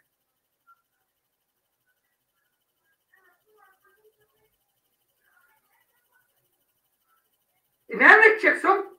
O ne için Murat Kurbanova karşı çıkış eden kişi oluyor? Kim? İnni dinle. Şu Antalya'daki. Downhouse kanalı öz zemlyağım deyip şonu reklam ediyor. Downhouse. Şolu ruhatın özünde de çemen öğren reklam ediyor. Devlet bize kim reklam ediversin. Bize ediversin reklam. Çemen öğren vakalı oyunca işleye Downhouse kanalı Şolu ruhatın önüne de çemen öğren ganim düşman hasaplayan adamın reklamasını ediyor. Şu balans mı? Yok. O balans değil, Bir- bu ikiyüzlülük. Bu ikiyüzlülük. Downhouse kanalının beriyen mesajını biz aldık. Täze etaba geçilennem billik vatandaşlara düşündürdük. Düşünmedik. İnni şeyle ortaya ýagdaý var. Azat inson edip şu devlete toporunun tutulluğu Türkmenistan'a gitti, etti diyen adamlar bile bağlanışıklı hakikatları, faktları aydandan son inni şeyler ýagdaý yüze çıktı. Kim şol? Osman Halif'in oğlu var. Umut Halif. Ha? Umut Halif. Ana.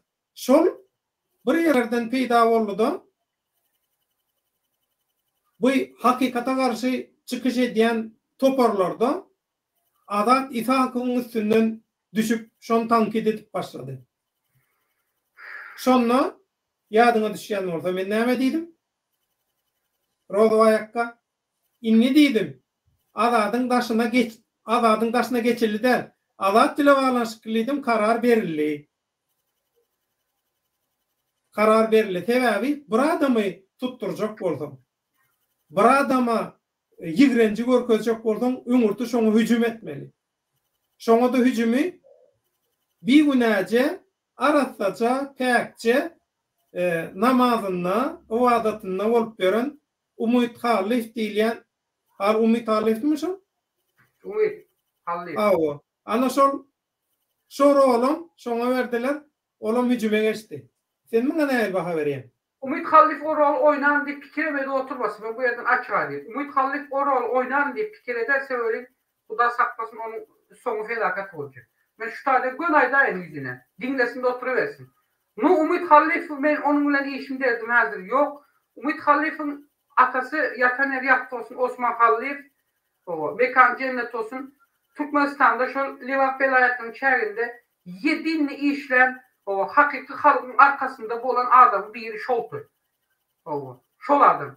Eğer şol atasının izini basacak olup ya atasının izinden yöredim edip başka bir yola yönlendirerse özünü. Umut Halif o da yan. Ben açık aydayım şu taydan. Yan o da. Hiç umurumda değil. Gözümü yaparım geçerim mi? Markus sana cevap berýär. Rodu ayağa ol toplanşypda oturanlaryň özü biri-birine düşmana. Allah amradyň özü aýtdy kimin kimdigini. Onsoň olar ýaly topara goşulyp bolarmy? Goşulyp bolmaýan olsa bolmaýan eken Aparyň nähili tökmet atanlygyny gördüňiz diýär. Bolýa Markus alalaşýan ýöne şeýle bir ýagdaý bar. Ejeň getirdiп ejeňe sögmellerle. Ejeň getirdiýmellerle, eje ýetmellerle. Näme bolsa-da şu adeçenni bize karşı her hiledip tökmet, fantaziya, erteki her zat edip gördüler. Her zat öz kemçiliklerini, öz günahlarını, öz poklaryny, öz haramçylyklaryny bizim adymyza ýazjak bolup gördüler. Bizim tercüme halymyza ýazjak bolup gördüler. Bolmady, başartmady Allahjan gorady, sowdy. Gaýtam özlerini büdüretdi, özlerini ýalňyşdyrdy. Ýöne şonda da biz eje baja ýetmediňa Markus. Näme üçin ýüzüni ujak bolýan? Düşünemek men sana. Bular ýalaky hakikat, bular ýaly däl. Hakikatyň sagaýyny gowurýan, çepaýyny gowurmak ýok Markus. Diňe muny Markus aýdanmak. Markus ýaly 50-50. Markus ýaly 50-50 pikirdäki watandaşlar aýdýan. Inni şu bolup duran hüjümleri, hakikata karşı edilýän hüjümleri, hakiki oppozisiýa, hakiki aktivistlere karşı edilýän gaty aýylganç oýunlary görübem. Siz 50-50 bolmaga dogam etseňiz, aýaňyzyň bir aýaňyza hakikatda, bir aýaňyzam bilemok yalanna, tökmetde ýa dilli uşukda bilemok oň näme belli däl. Ýöne hakikatyň ýanynda bolmaýan aýaňyz iliň günün bekbidinde bolan işlen arasında değil. Şoň üçin Markus senden haýyş we Markus ýaly pikir edýän watandaşlardan haýyş. Orta asyrlaň häsiýetini goýun. Biri ýaşyly bolsa, biri ýaşyly bolsa. Şoň ýaşyna seredip, sakkalyna da seredip, şoň näme diýse şoň gün kabul etmeliýilen zat ýok. Makka maşenligem ýaşyly oňa seretsen. Makka maşenlige sakkal goýberdik, telpek giydirdik, don goýbersen, ýa-da 30 ýyldan bäri diktatorlaryň öňünde egilip, çapak çalyp, näme diýse şoň oýnatgysy bolup gören ýaşoklar bar, bir topar ýaşylylar, aksakallar, näme meclisi, näme, ana şol halk maslahaty, şu bu awa, ana şolaram ýaşyly. Orta asyr düşünjäňizi goýuň. Size gerek bolan, sizin mätäşlik çekýän gudratyňyz Atatürk'ün aýdyşy ýatan ýere ýagty bolsun, jaý jennetden bolsun. Size mätäşlik çekýän gudratyňyz damargaňyzdaky asyl hakyky ganyna bardyr diýär. Şoň üçin Markus sana we sen ýaly 50-50 bir aýal hakykatda, bir aýalam näme tarapda bolan watandaşlara ýüzlenýän. Inni bileleşip, birleşip azat ýaly pida edilýän hakyky aktivistlere, oppozisionerlere garşy edilýän hüjümleriň garşysyna çykmagyň wagty geldi. Wagty geldi.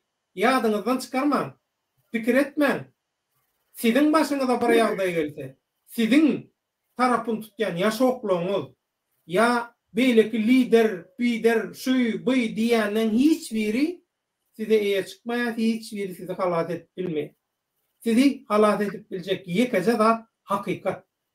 Hakykatyň tarapynda bolsaňyz, Allah Taala da siziň tarapyňyzda, siziň ýanyňyzda, Allah'ın golluğu siziň ýanyňyzda. Şoň üçin hakykatdanam görünen görünmeýän belaweterlerden gorunjak bolsaňyz, hükman hakykatyň tarapynda bolun. Hükman hakykatyň.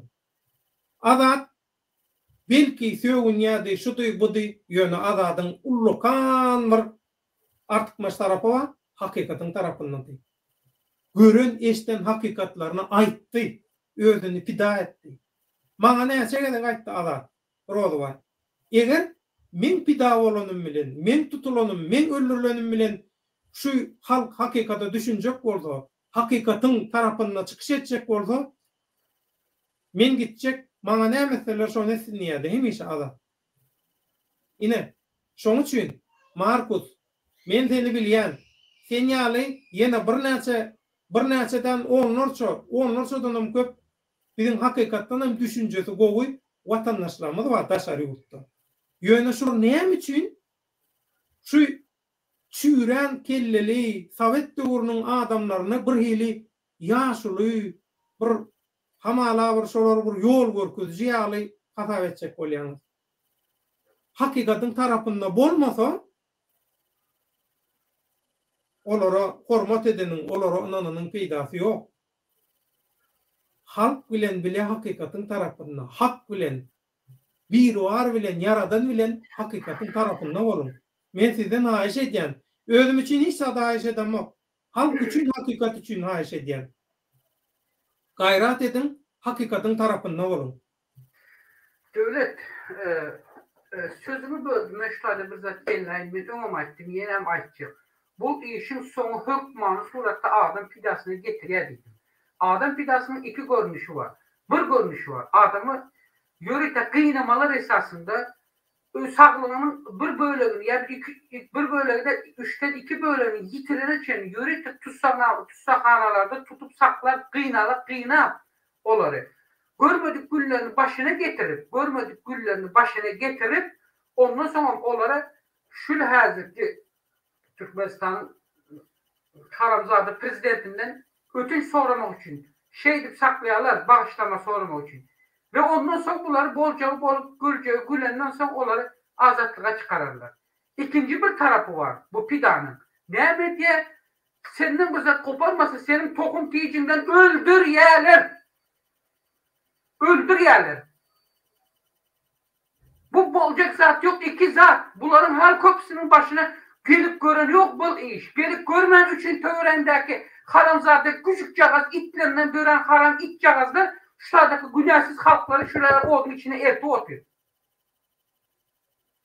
Bundan sonra birikmek için şu haramzadelerin gözüne bir kenara koy.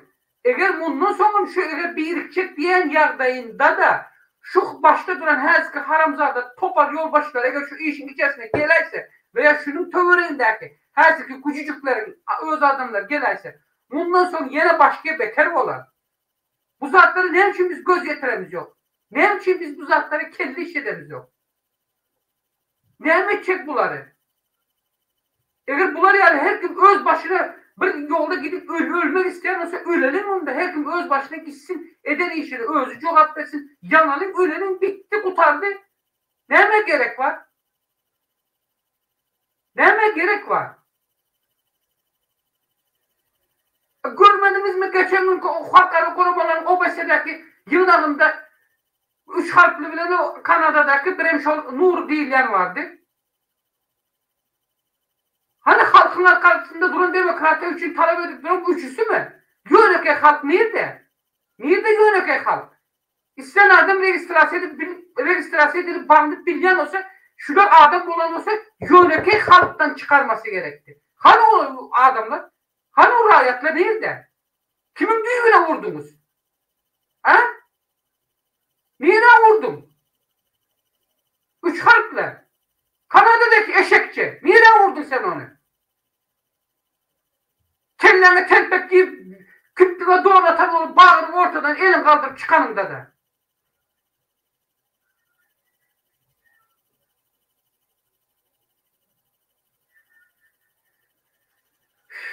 Yine Türkmen halkı şunu yardımımızdan çıkarmam. Derdi bir olmadın. Ozaldan kalan bir nakıl var. Derdi belli olmadın. Dili belli olmaz deyiptirler. Bir adamzadın içindeki derdini bilmeden bir adam bilen dil bağlar, şol adam bilen yol yölersi yerseniz yanlış yanıma özünüz olarsınız.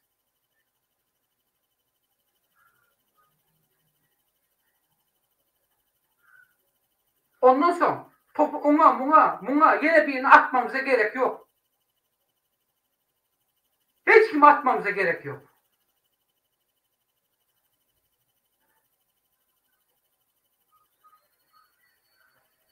Karavul azady sağ salamat ol yerden alıp çıkaryaly yol bolsa biz tayyar bayhan azadyn ukol edip o yerde gany bozulmadan çıkaraly.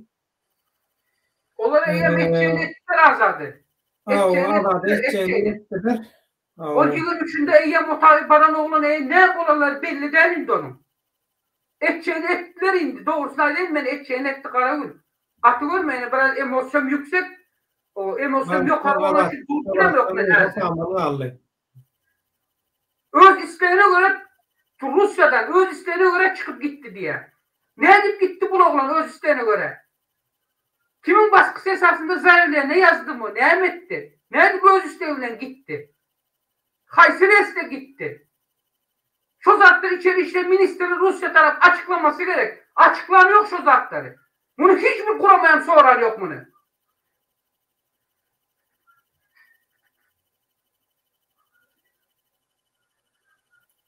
Markus adat barada gurrun yok. Ol hakiki doğruları aytdy. Men oňa goşulugum yok. Men şu köp aktivist moklardan azady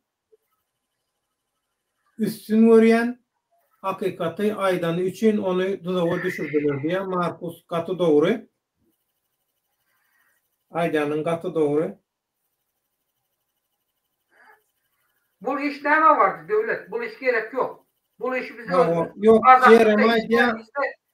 Jeremy Demiray'da men türme ora orlaya diri derliya yok. Azat diri.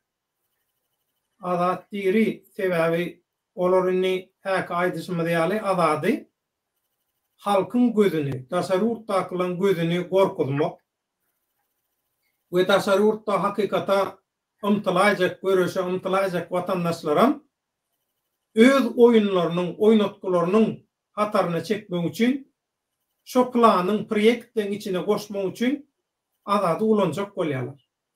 Bilemok ulanlar olmaý azat iljekden ulandyrmaz öz istegi bilen näýöne şol Boris Şeýhmuradowyň ukol edilip gürledilişi ýaly gürledip bilerler.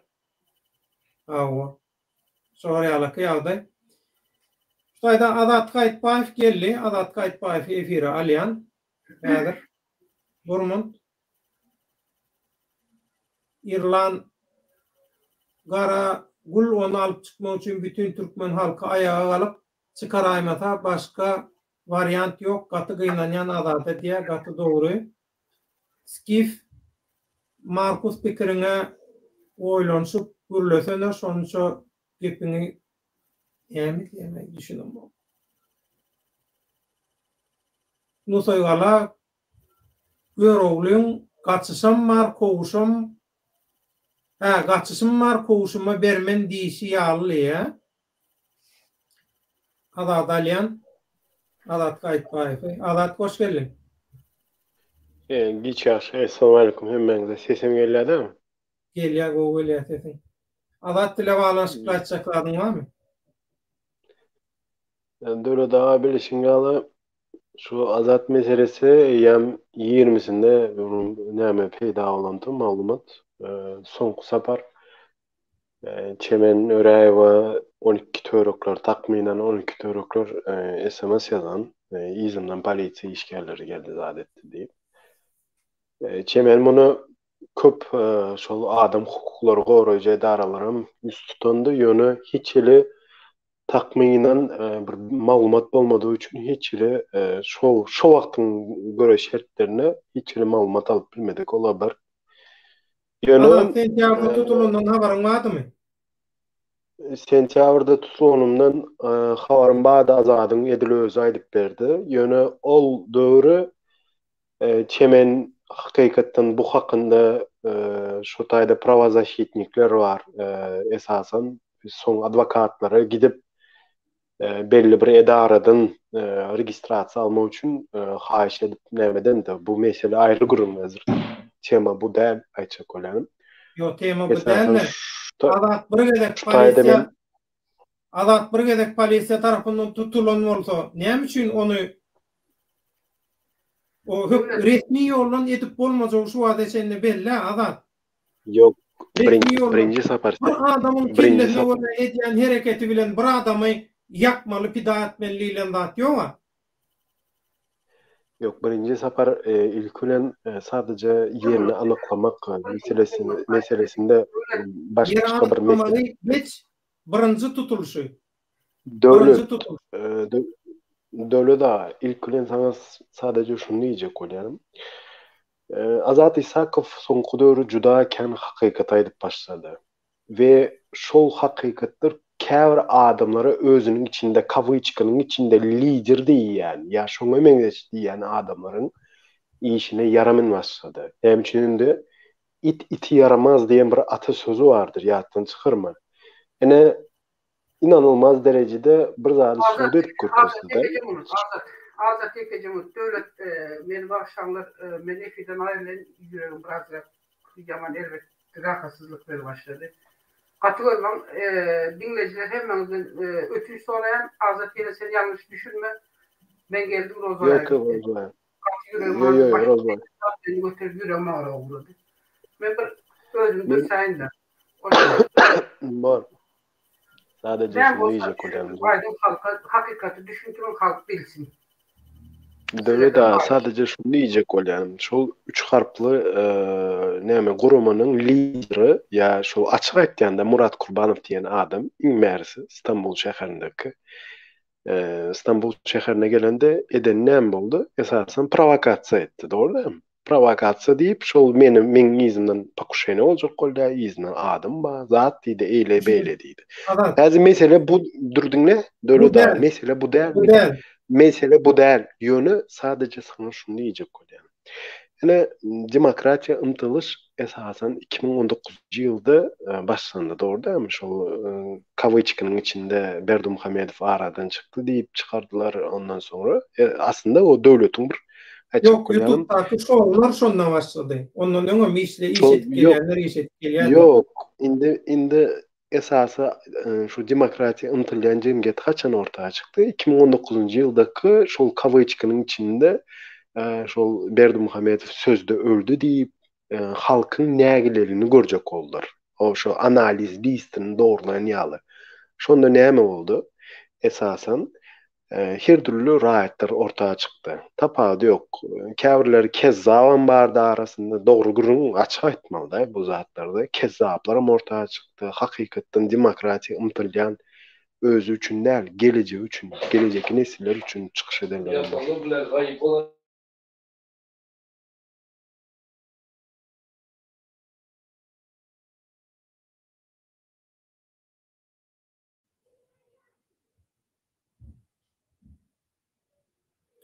Anda onlar ayıplaşma. Azadın videosunda var nemelik boldy. Şunkü efirimiz onlar ştaýda jemläli. Häli bir neme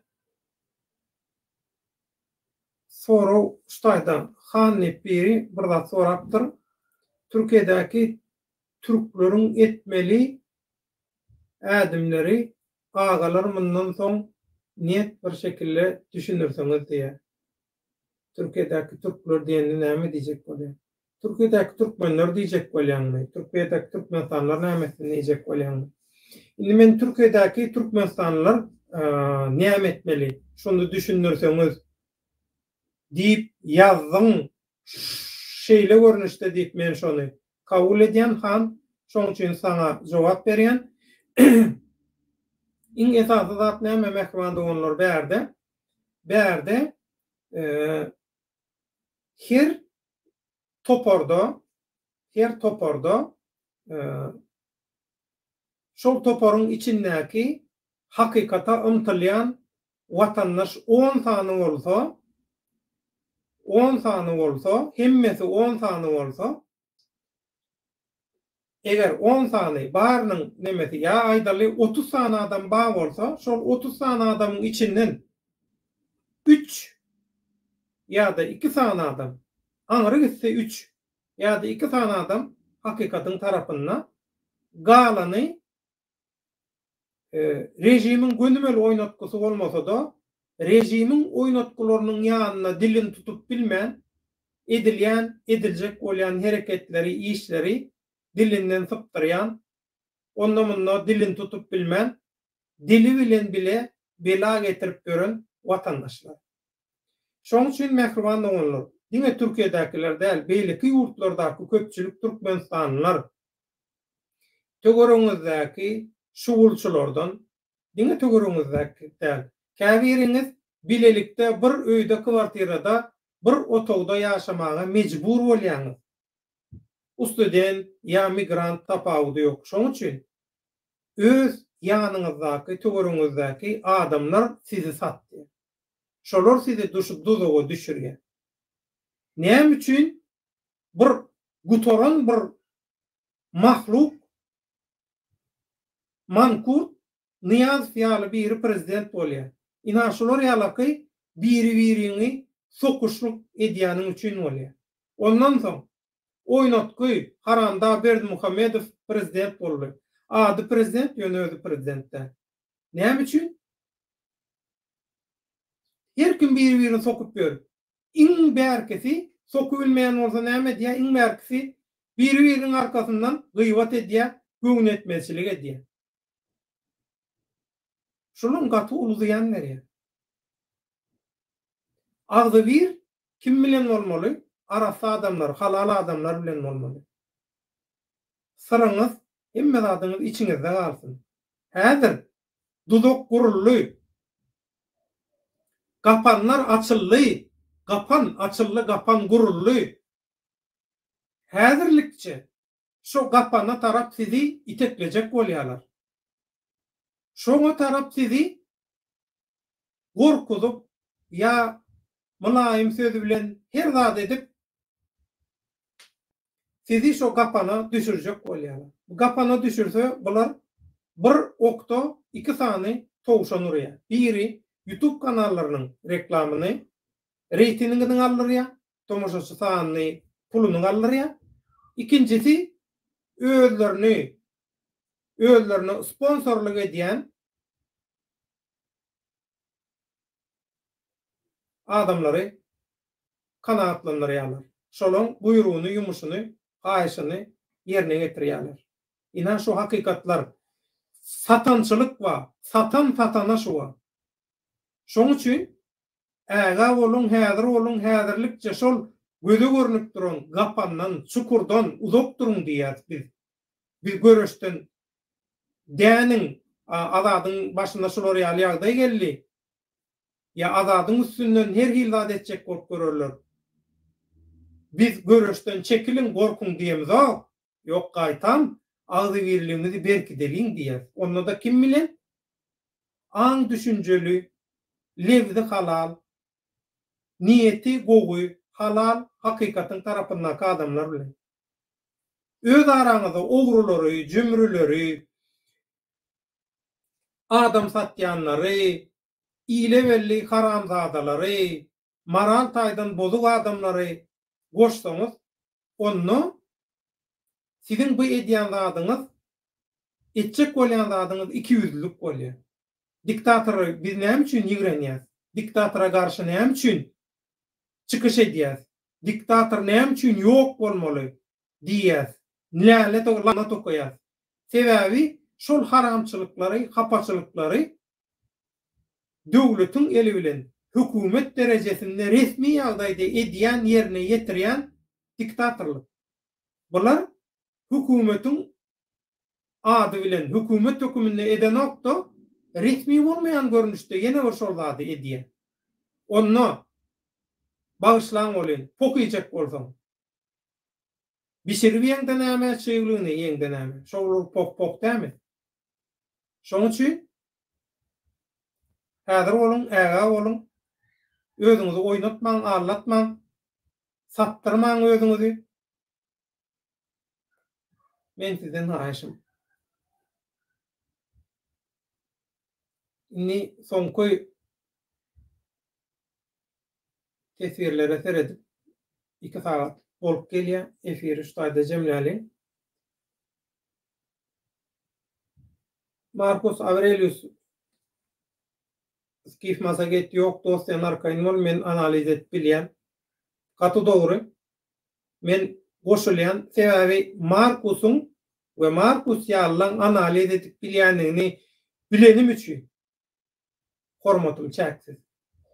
Marcus ýaly analiz edip bilýän, aklyny işledip, kellesini, Allah Taala'ň beren aklyny ulanyp bilýän watandaşlarymyzyň hakikatyň tarapynda bolmayan ikinji aýagyny hakikatyň tarapynda çeken wagty ana şonu göroglyň oýunyň başlajakdygyny, haramzadalara, diktatorlara garşy şonu aýdýan, şonu düşündirjek bolýan size. Taýja bol Marcus. Ýöne köp argumentler garşy gelýär, şondan sonra aýdýan. Käbir hakikatlara düşünmek üçin, käbir zatlara keljermek üçin hakikatdan hem wagt gerek bolýar. Marcus Aurelius bir fursat gerek bolýar, şoň üçin hemme zady wagt görkezýär. Şoň üçin sabr et, hemme zady özüň görürsiň, düşünürsiň, sen analiz edip bilýän adam şoň üçin. Şoň üçin sen türkmen üçin gerek, özüň ýalylar türkmen üçin gerek, gyzyllan gymmatly. Ol öňe çykan bolup, lider bolan bolup, ýaşyl bolan bolup, o bolup, bu bolup, ýaşylyň sekretarlygyny edýänler zatlar. Olaň hiç biriniň çigit ýaljak, halk üçin gadry, gymmaty, peýdasy ýok. Ona mantyk gelende özüň görürsiň, düşünürsiň. Nusaýgala soňky videosunda şatlyk, basym hakikaty bilersiňiz diýip, onu towa taýýarlaýarlar. Dogry, atı dogry, gurrunsiz. Şatlyk hem şeýle zatda baý bolsa, diýmek, şatlyk hem diktatoryň haramdan oýunjogy diýmek. Eger şatlyk şoňa araçylyk etse, gaty köp tadyňyz saçylýar. Onu men soňa aýdyp berjek. Sebäbi köp adam öz gözü bilen görmese, kulağı bilen eştäýände de ananana. Şoň üçin gözüňiz bilen görüňizden soň ondan galan zatlarym size düşündirer. Garagul azadyň maşgalasyna, tohum karnaşyna, Türkmenistanyň halkyna sabar dileýän. İnşallah bir bar zat o bolar, ýene de azady sag salamat aramyzda görmek nesip etsin bize.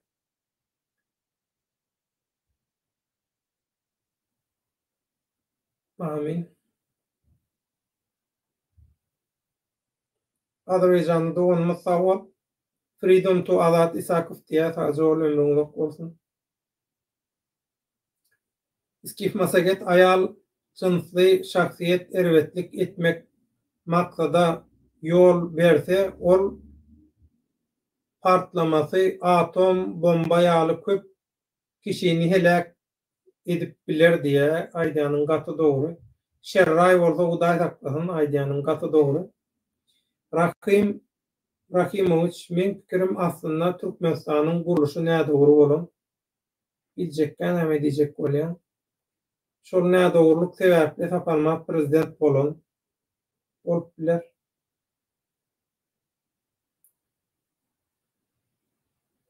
Tidakynna Reşit Meredip yok mümkünler.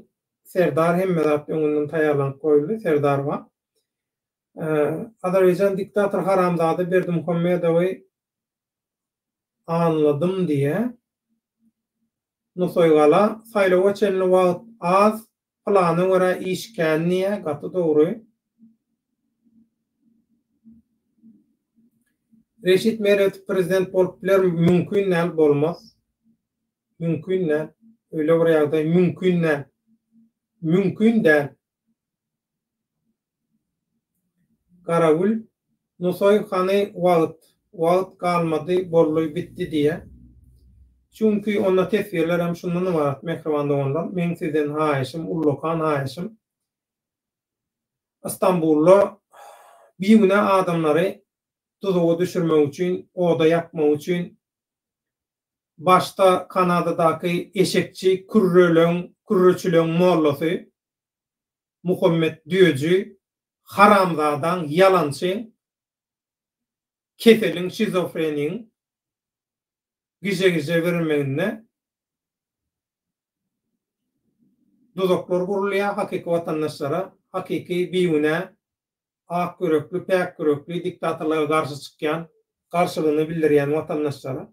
Şoň üçin özüňizi inni oýnatmany goýun. Bu provokatorlara, bu öjüktürjülere inni gaýrat edip hemmäňiz hakykatda birleşin, hak ýoluna birleşin. Şonda görürsiňiz gudraty, keramaty, Allah Taala'nın gollugyny gaýrat edin. Agdybirlik üçin biz her dada, hemme dada taýýar. Agdybirlik üçin. Ýöne şunu ýadyňyzdan çykarmam. Owru jümrü haramzada Maraltaýdan bozup halka edibilen ziýanyny eden we mundan soňam edip biläjek kimseler bilen, vatandaşlar bilen birleşmek, agdyr bolmak mümkün däl. Tebigatyň Allah Taala'nın kanunyna, kadasyna ters.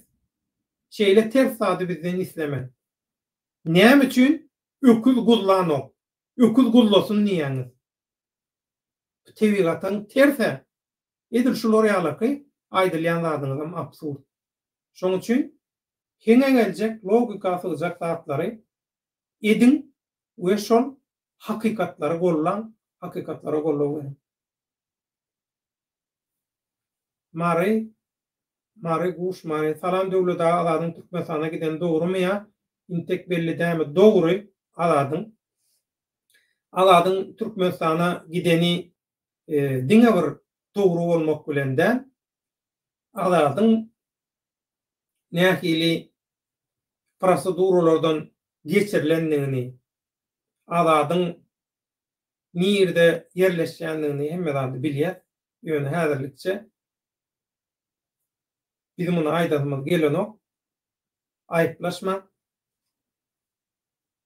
Şu işte şunu aýtmazlyk bilen bir günah edilýän wagt bolsa, günah hasaplanýan bolsa, şol günäni men boynuma ýazyň.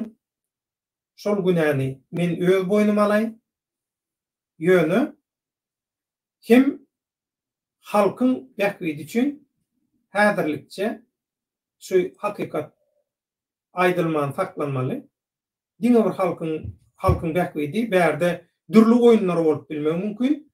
Dürli oýunlaryň üstüni açmak üçin dürli adamlar nähili oýnatgylyp kimin bilen näme iş edýänini doly açmak üçin häzirlikçe alat dile baglanyşykly.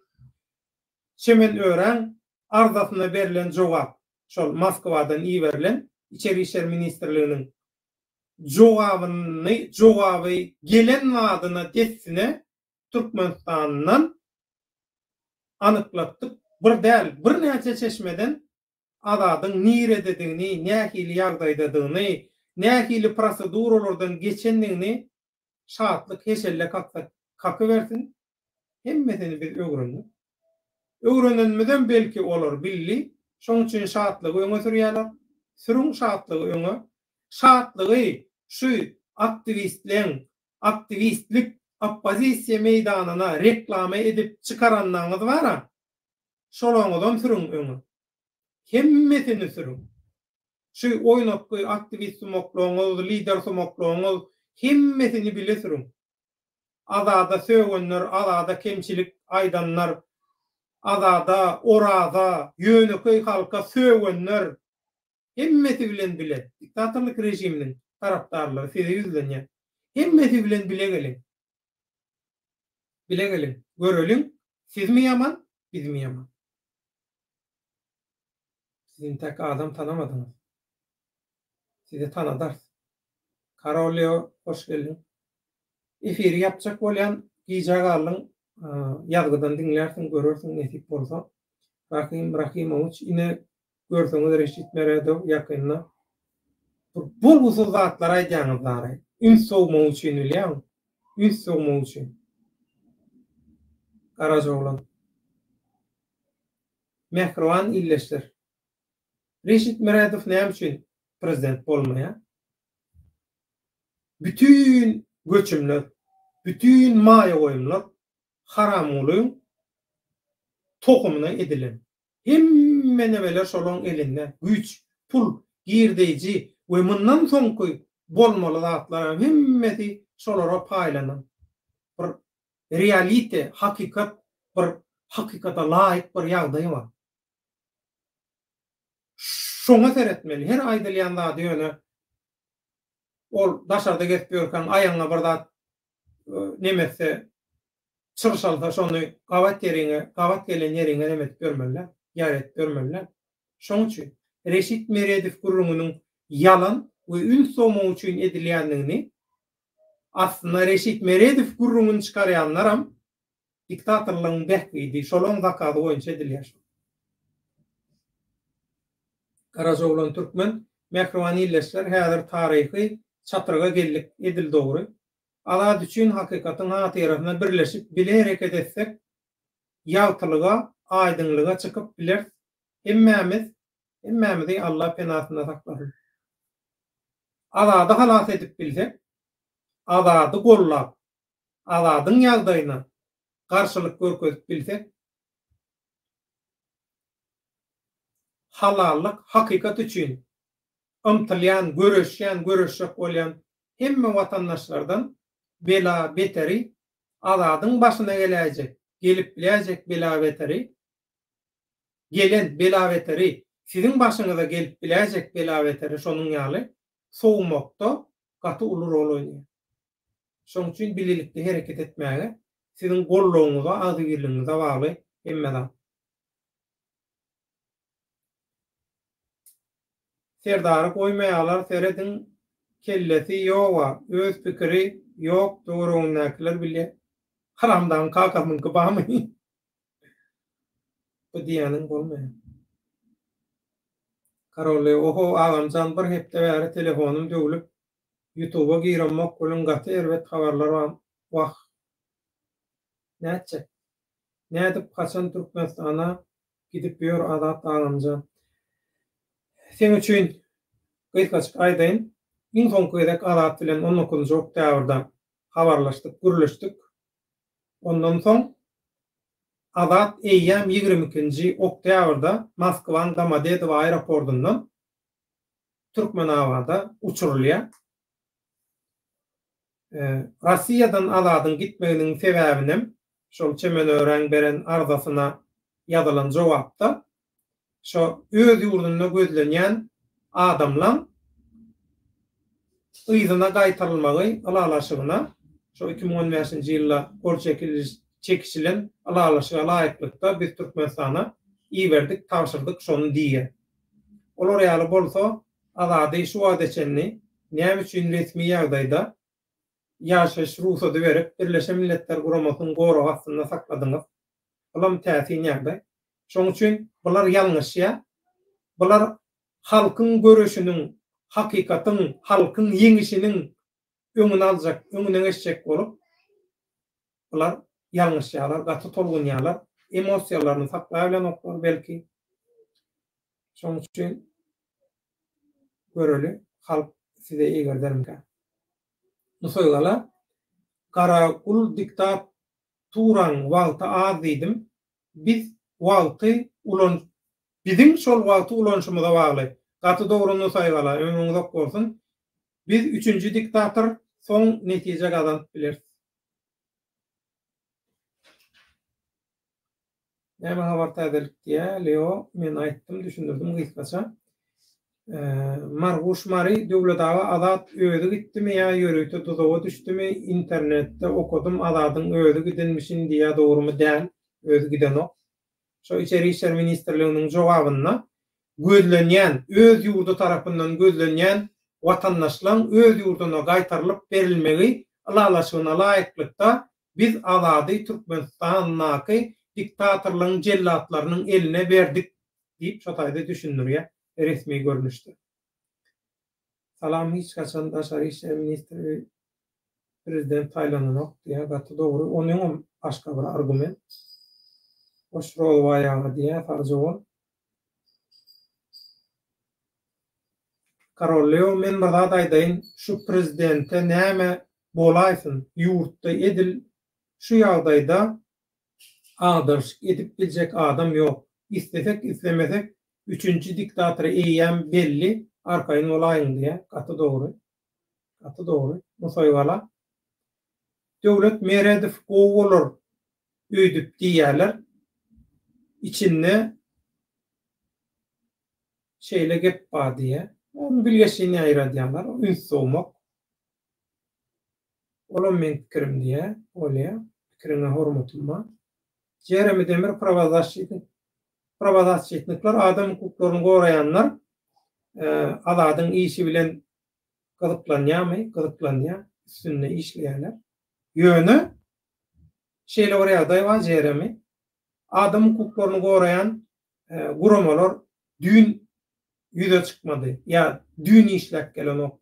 Bular öňden bäri işlek gelýär. Şoň üçin belli prosedura bar, belli kada bar. Şu belli kadan çäginde hereket etsen netije alyp bolýar.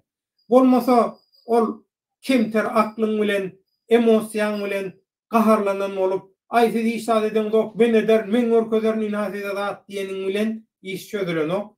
Beýdisen hormatsyzlyk bolýar, iş edip beren halkara guramalara, adamlaryna, işgärlerine ählumumy adamzat gymmatlygy diýilen söze hormatsyzlyk bolýar.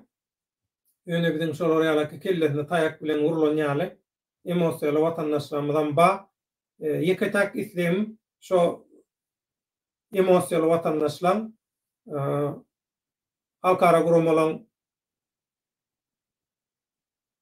işgärleriniň göňüne deňmezligi, kellesine agyrtmazlygy, ýüregine düşmezligi, käbir watandaşlar şol halkara guramalardan işgärlerinden şikayet eden bolýarlar.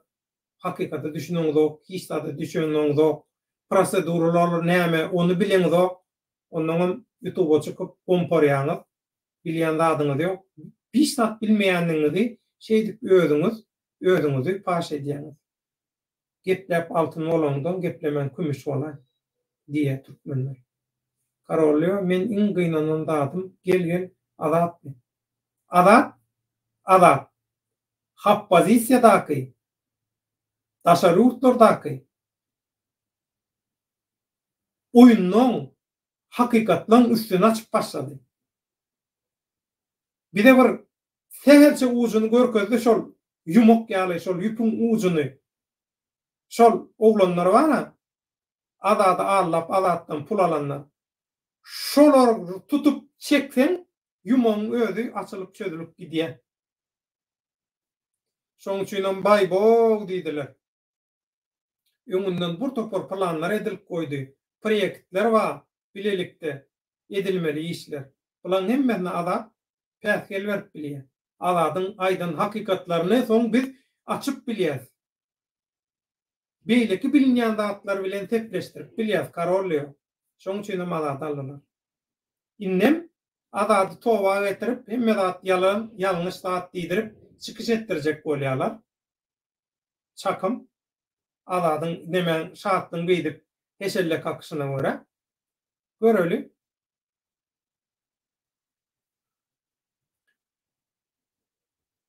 Başka biri bolmazmydy? Ýok, bolmaz. Başka beýleki hakykatyň tarapyndan bolandan myýyna düşüp berler. Olara garşamdy görülen taýýarlyklardan habarmydyban.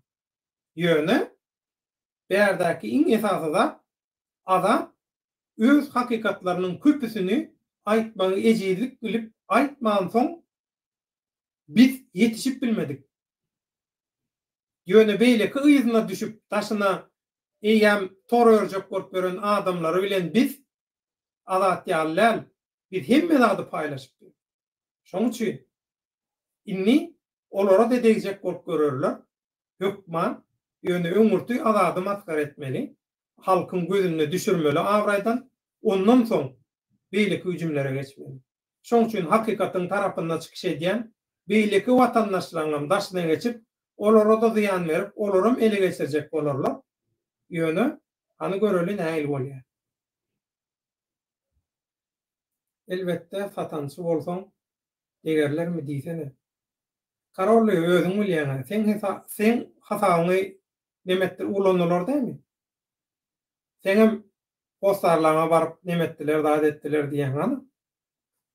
Aýdýan, 5 adamdan 4 adam satançy. Bilip bilmän, dilini tutup bilmän, ýa ýöne pantawasy öňünmek üçin aýtyp goýberýär, dilini tutma. Şeydi ben pida edýän biýguna adamlar.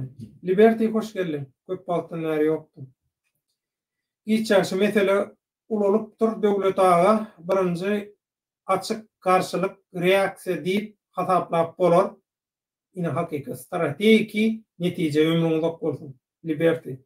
Sen ýalaklar Türkmen halkynyň umydy ömrüňde bolsun. Şeýle ýagdaýa taýýarlyk barmydy? Azat sentýabr aýyna tutulupdyr. Men habarym ýok. Habar bolanlar bar, habar bolanlarym bize aýtmaga mejburmy? Däl. Ýöne şeýle bir ýagdaý bar. Maslahat salanan bolsa, şeýle bir ýagdaý bar.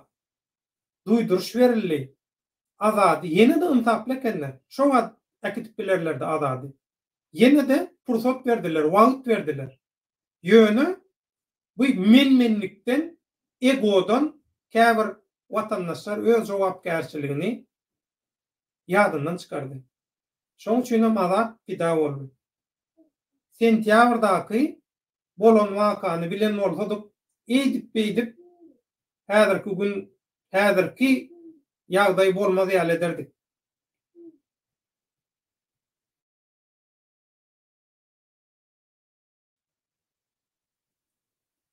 Çare ýok, boljak iş boldy. Liberty. Bizim bilen hiç sady gizlemen, açyk gürleşýän, açyk hereket edýän eginleşler, yürekdeşler, vatandaşlar bilen biz hemme da açık ediyet. Bizden hakikat girilende biz hiç da edebiliriz. Liberty. Şuraya ýagdaý var. Adam öz başına düşen ýagdaýyny bize aýtmasa biz nereden bileli?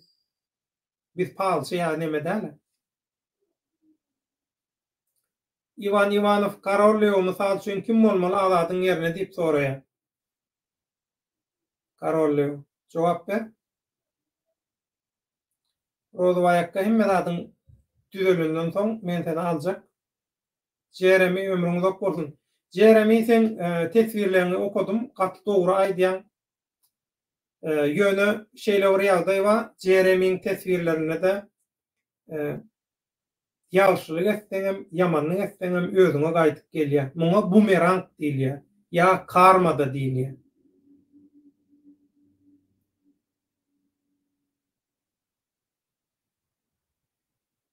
Karma da diýilýär. Nämetde? Azadyň üstü bilen azada ýamanlyk edip haram rejimiň tarapyndan azada ýamanlyk edip azadyň üstü bilen halkyň gözüni gorkuzjak bolup edilýän zatlaň, jenayatlaň, adam gynamalaň, satylşyklaň, dönüklüklaň hemmesiniň jogaby şunu eden adamlaň tohumyny, nesilini ýygarlaýar. Diktatorsuz arassa halal ýollan ýöreýän Türkmenistanyň täze şertlerini şu dönüklüň özüm neslem bolmaz. Halk karar verir.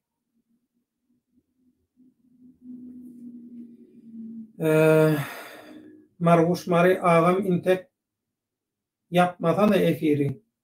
Görölü Reşit Meredowy hiç kaçan koymadılar, koysalaram şol diktatura yol dowam eder sebebi arkadan okuwçy ol.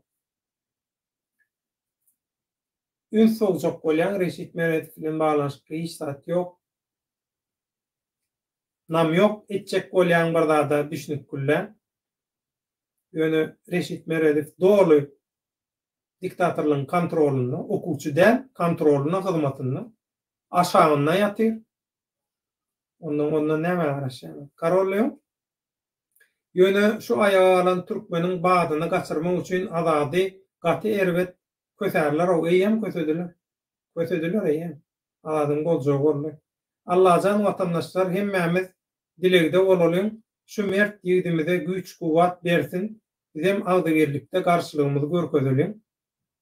Sabar bilen kada näme bolsa şonu etmeli. Öz kelläňe görä emosiýalaň bilen bulaşdyrmalar ýagdaý. Bu işler emosiýa bilen, menmenlik bilen, ego bilen çözülýän ýagdaýda. Şoň üçin işi adam hukuklaryny goraýan tejribeli adamlar ýaryna tapşyrmaly. Oňdaşyndan ähli garşylygymyzy, guramaçylykly agdyrlikde garşylygymyzy görkezip haramda Berdimuhammedowyň şoň tarapdarlarynyň, Russiýadaky tarapdarlarynyň eden şu elkenç adamzat jinayatynyň ýazgarylmagyny we bütün dünýä eşitdirilmegini ýola goýmaly. Şoň üçin gollan hakikaty.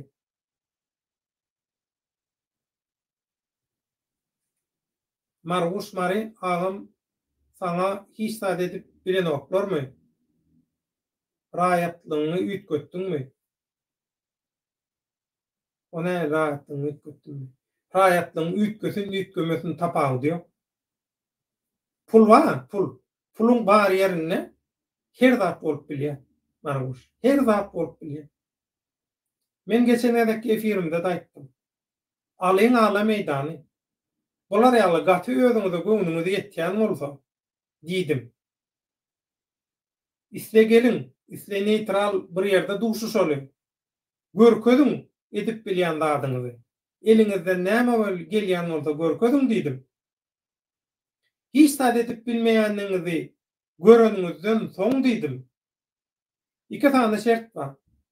Ya dönüklüğe, haramzadalara, diktatorlara hyzmat etmäge dowam etjek bolsaňyz, birinji şert.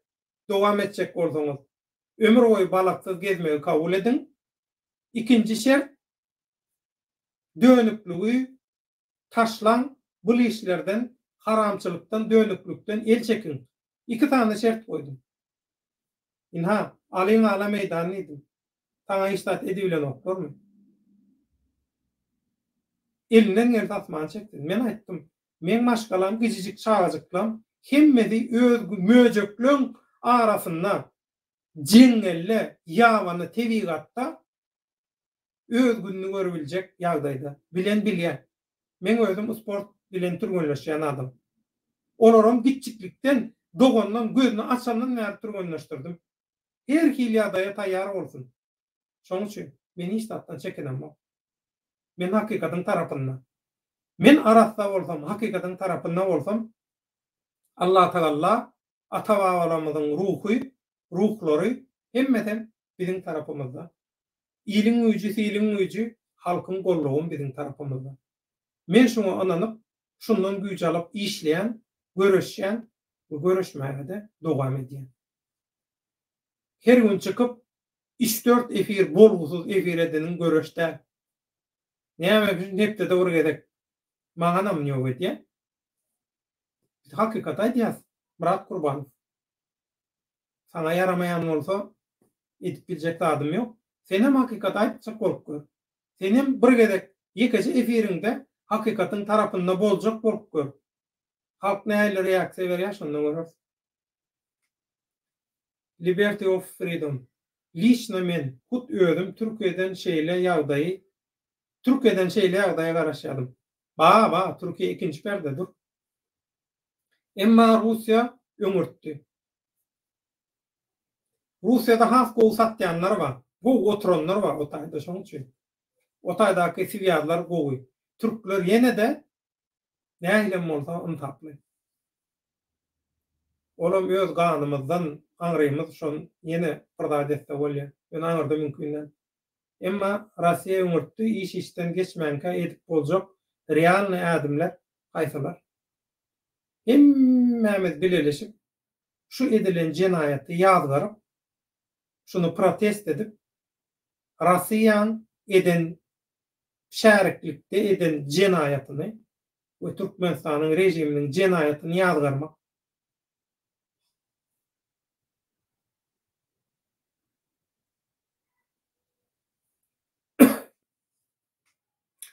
Halkara gurumalaryň şu temada çap etjek, edýän dağıtlaryny ýaýratmak. Näçe hakykatly köp adam bilse, şonça zarwa, şonça urguy. Şu diktatorlygyň hakykatdan gorkuşýaly hiç tatdan gorkany. Allahdan morkana bolar. Hakykatdan gater ölümden morkana, hakykatdan gorkýar. Hakykatdan balagyny öýberýär. Rahim men pikirim hemme bolup hereket etmeli, bolmasa gaty biziň ýagdaýymyz gatykyn edilýärdi. İçimizde maňa näme diýenler bar, bize bir hekaýam bar. Maňa näme diýeniň başyna gelýär, ýokman. Azan adam, täle azan hiç wagt öňünden çykan seljermeýär.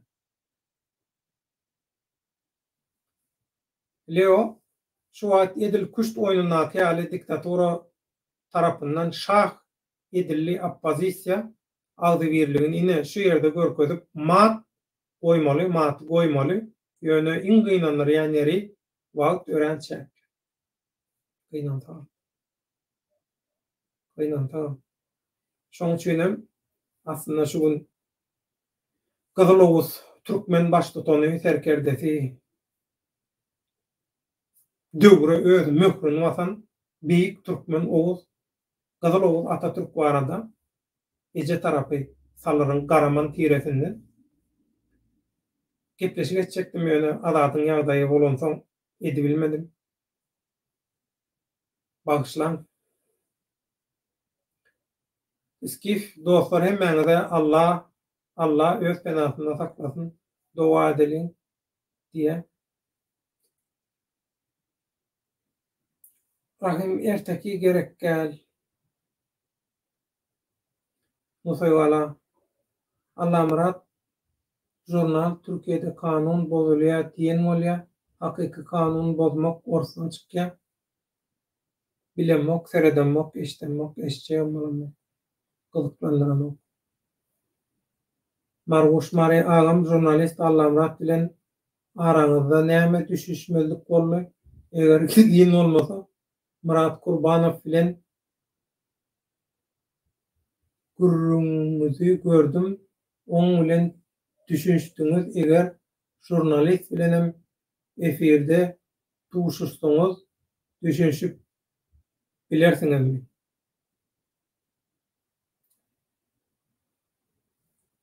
Bir tarap hakikatyň tarapynda, beýleki tarap ýalanyň tarapynda. Hakikat bilen ýalany goşup gatyp ikisini birleşdirip näme çykap boly? Hiç da. Ak bilen garaňy goşsaň çal boly. Şoň üçin men Allah murat bilen hiç ýyllemem ýok, meselem ýok. Duşmançylygym ýok, hiç dadymam ýok. Gaýtam Allah murat maňa Pragada gaty köp zatlary öwretdi, ýol görkezjim boldy. Pragany işi zady köp zatlary men öwrendim. Şoň üçin meňne Allah murada ne Ak Muhammed wel sapara hiç garşy hiç hili nemem ýok.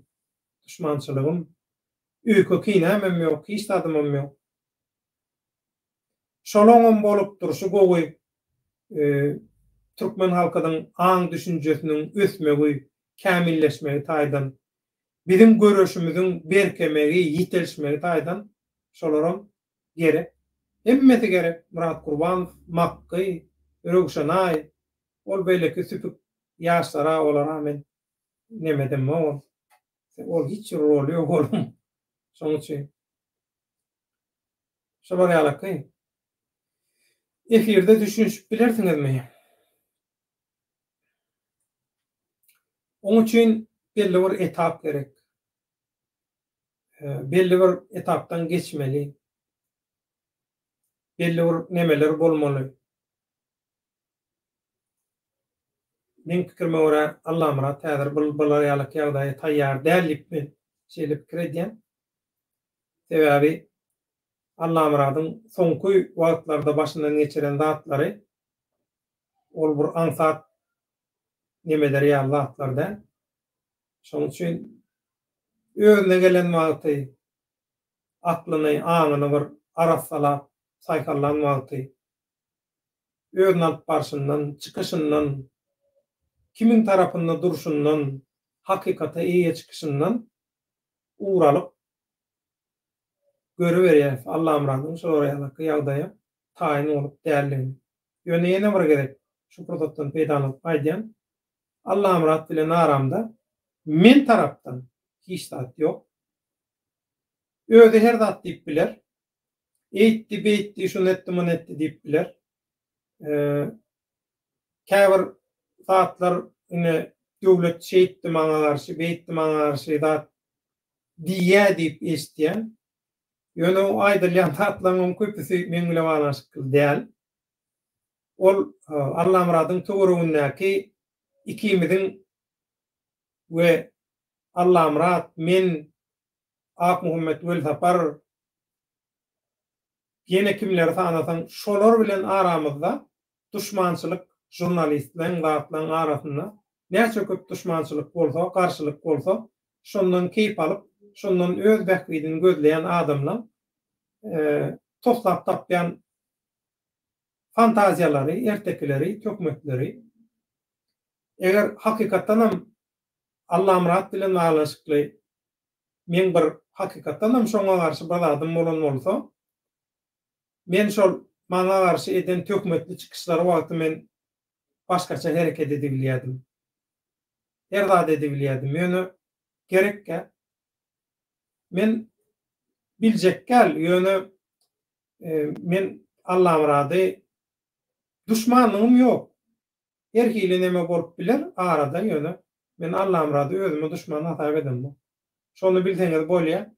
Özüm seredýän bolsa ýa-da videoň ştaýyn kesip özüne de görkezip bilersiňiz. Men Allah'ım rady düşmanlygym ýok. Allah'ım rady düşman hata edem bu.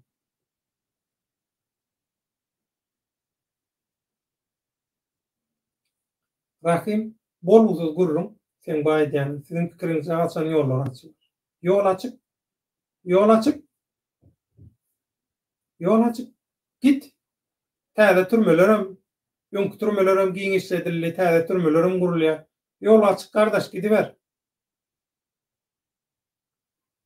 Ertir atjak gitjekmi? Baryp oturjak şu türmelerin töründe.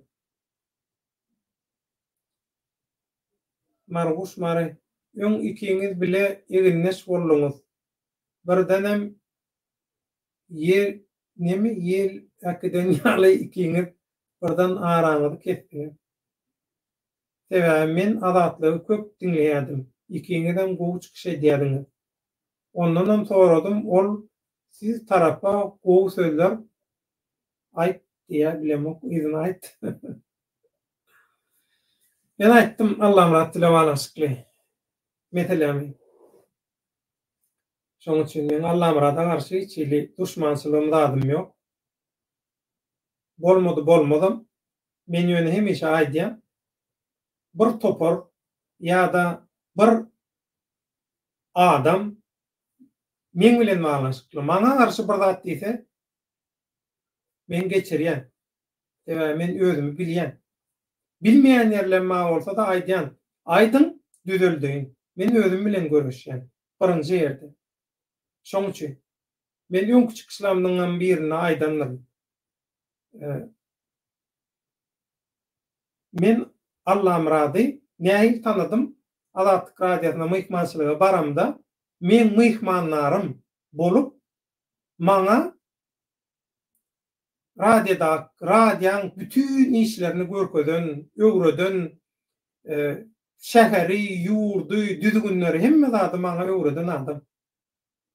Ni halifa diýmeseňem bir çäýrek derecede halifa ýaly hata edip bolýar. Allah'ım radyň maňa görkezden myhman söýerligini, myhmanlarlygyny gözeňinde tutsaň, şolar ýalaka bolup bilýär. O sözler aýtdy diýe. Hakykat aýtyp duranda näme diýin men sana? Menim hakykat aýdýan. Kim bilen arasynda bir düşünüşmelik zat bar bolsa, özleri öz aralarynda çözülüşdi. Allah'ım rat bilen balanşykly, her kim her hili garaýyş öňe sürüp biler. Gep berjek bolýanlar, edil Allah'ım rada men bilen balanşykly gep berýänler ýaly, maňa da Allah'ım rat bilen balanşykly. Ak Muhammed göl tapar, ýa belki watandaşlarla balanşykly, jurnalistler, ýazyjylar, ýa kim diýseň öňe çykýan öňdäki adamlarla balanşykly her kim her zat aýdyp bilýär, her kim her zat diýip bilýär. Diýýärlerim, aýdýarlarym, iýerýärlerim, ýetirýärlerim ýöne olon zady. Men öz kellem, öz düşünjem, öz wyjdanym bar. Men öz elegimden özüm geçirýän. Men kriteriýam hakykat, adalat, arassalyk, halallyk. Hemme zatdan öňürti ilgüniň bähgidi. Şoň üçin şu taýda oturup hemmemiz ilgüniň bähgidi bolansoň. Esas mesele. Şu kriteriýalara, şu kadalara kawapdaş kim ma bolsa başlasın. Margus mari agam men pikirimçe ikiňiz ýene birleşdiň. Agam köp işler bitirersiňiz öýdýän sebäbi ikiňizem tejribeli adamlar, men ikiňizem tarapynda diýen. Inni bilegelli şeýle bir ýagdaý bar. Mundan başga tarapa çekjek bolup darjaşak adamlar bardyr. Näme şonu etsin? Men özüme jogap berän, özüm bilýän. Allah'ım rady gowurumsoň Allah'ım rad bilen aramızda men Allah'ım rada yüzlenip Allah'ım rada gowurup Allah'ım rada yüzlenýän aýdýan bir lakamym bardy. Olam neje boglan? Olam özü bilýändir. Şolar ýalyky biz gowurşýadyk. Men yine 146 tomoşaçy var. Bundan soňra seretjek watandaşlar var. Yine bir gedek gaýtalýan. Men Allah'ım rada garşy duşmanlygym ýok. Näme diýse diýersin Allah'ım ratmana. Allah'ım rat bilen az söwüşdik mi işte. Az tersleşdik mi işte. Her zat bolup bilýär. Durmuşda her zat bolup bilýär. Allah'ım rat diňe men bilen söwüşip tersleşýärmi? Ben burtopar adam bilenem söwüşip tersleşýär. Ýöne hemişe salam selige ýol goýmaly. Men şoň tarapyndan. Eger hakykatdanam halka peýdasy bar bolsa, halkyň tarapyndan, il günüň bähgitli tarapyndan bolsa, näme üçin bolmaz? Men hakykatyň tarapyndan. Allah'ım radyň hakykatyň tarapyndan bolsa, demek ikimizden bir tarapda diýmek. Rakim men näme üçin türmäge deýim? Ýollar açylsyn diýen sen. Ýollar açylsyn, gurruňy diktaturaň öz reklamasy, propagandasy, provokasiýasy. Ýollar açylsyn, gurruňy aýdýan, gaýtalayan, agzyna sakkyç ýal çeýnýän adamlaryň hemmesi diktatura oýnatgysy diýmek. Näme? Ýol açyra, giden gidip dura, bermejjesin berip her kim gidip gelip dura. Ýol ýapyk däle.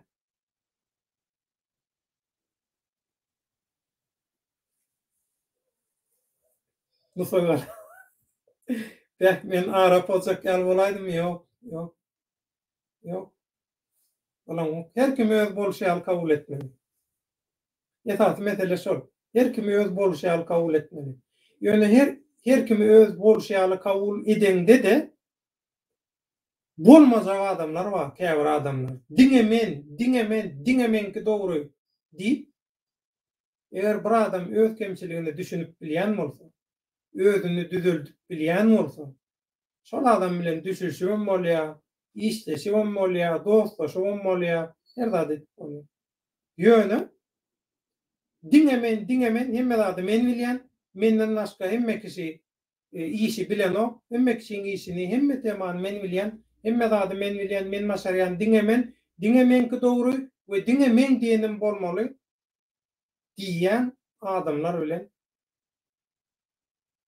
näçe lap sabr etseňizem, näçe geçirimlilik etseňizem, näçe hoşmeýillik etseňizem soňy puç bolýar watandaşlar. Şona men özüm tejribe etdim. Gaty köp ýaşullar Türkmenistanyň içinden daşynan köp intelligensiýaň wekilleri ýarsy hoşmeýillik et, geçirimlilik et, il gün bähgidi diýen okmy döwlet? Hawa, onda çada diýdiler. Çadadym. Käbirlere aýtdylar döwlet aý. Näme çadaýan, soňy puja. Näme gerek diýdiler. Ýöne hakykaty görmek üçin, tejribe üçin gerekdi. Şol tejribeni ýaşadyk.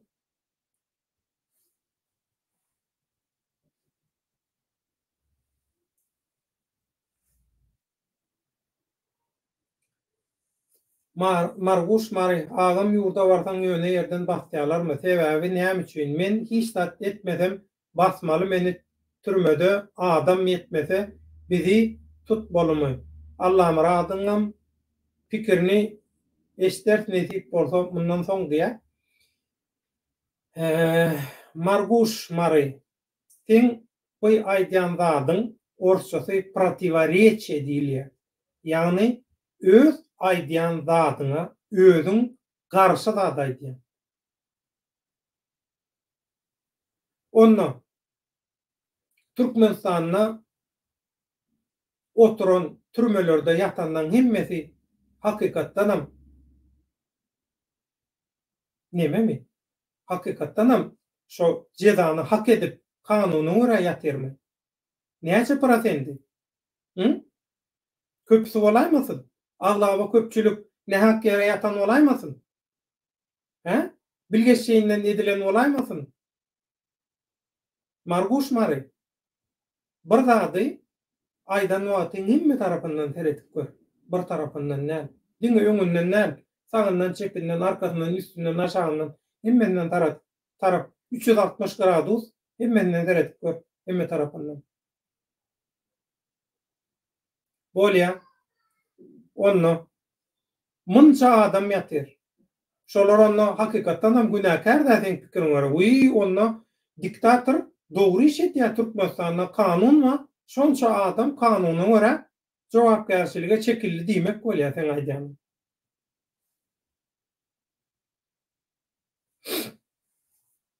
Mesela Allah'ım rat diyeni olmasa başka bir yerine basacak olup halkın karşısına geçip gidiyor. Aman abi senle o diagnoz koyuptu diye. Şeylere kâsedi ba öz diyenini nemetçek olya. Aslında Allah'ım rahat bilen çemen öre bilili işleşte kovu netice vererler aslında.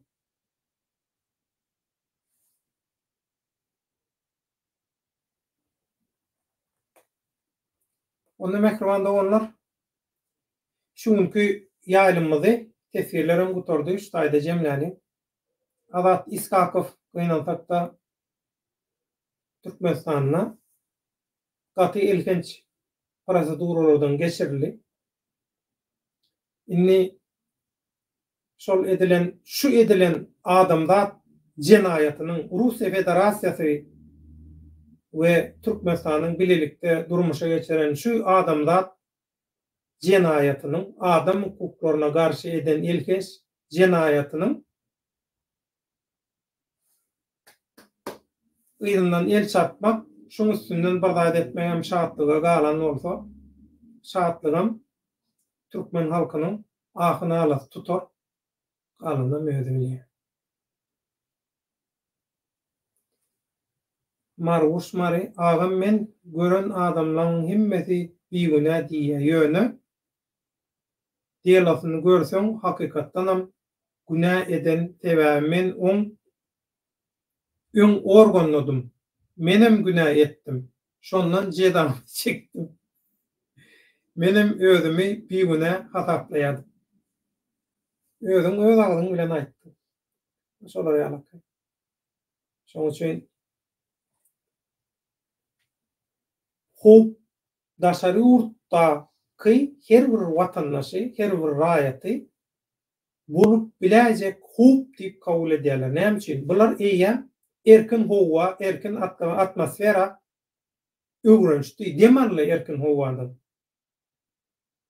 Erkin pikir beýan edip bolýanyny, öz hak hukugynyň adamyň, öz hak hukugynyň mertebesiniň, arynyň, namasynyň bardygyny öwrenýär. Belki şonu seljerdi durmuşunda hakykata geçirdi, geçirmedi ýöne iň azyndan bir şonu gözü bilen gördü, gulagy bilen eşitdi. Öňünden soňundan uçgun oda öwrülýär. Şoň üçin şolar şondan gorkýar. Azatlygy, erkinligi gören, eşden, erkin howadan, rejimden, durmuşdan, erkin demalan adamlardan gorkýar. Şolar üçin potensial hop bolup biläjek. Şoň üçin alla elinden telefonuny. Girdiýsen telefonundan, haýsam bolsa bir oppozisiýa temaly çykyş edýän bir kanala şo taýyp tesbir ýazdy. Ya ýene şolar ýaly bardat etdi. Soňam şonu screenshot etdi, görkezdi. We şol esasda da seni bastı. Onun üstünde de bir topar başka zatlaram goşdy ýöne şonu sana görkezip sen gözüň gorkuzyp şo tesbir bilen başka zatlary, başka günälerim boynuna almağa seni mecbur etti ve seni bassa nämet bilersin? Marguş mary. Hiç de.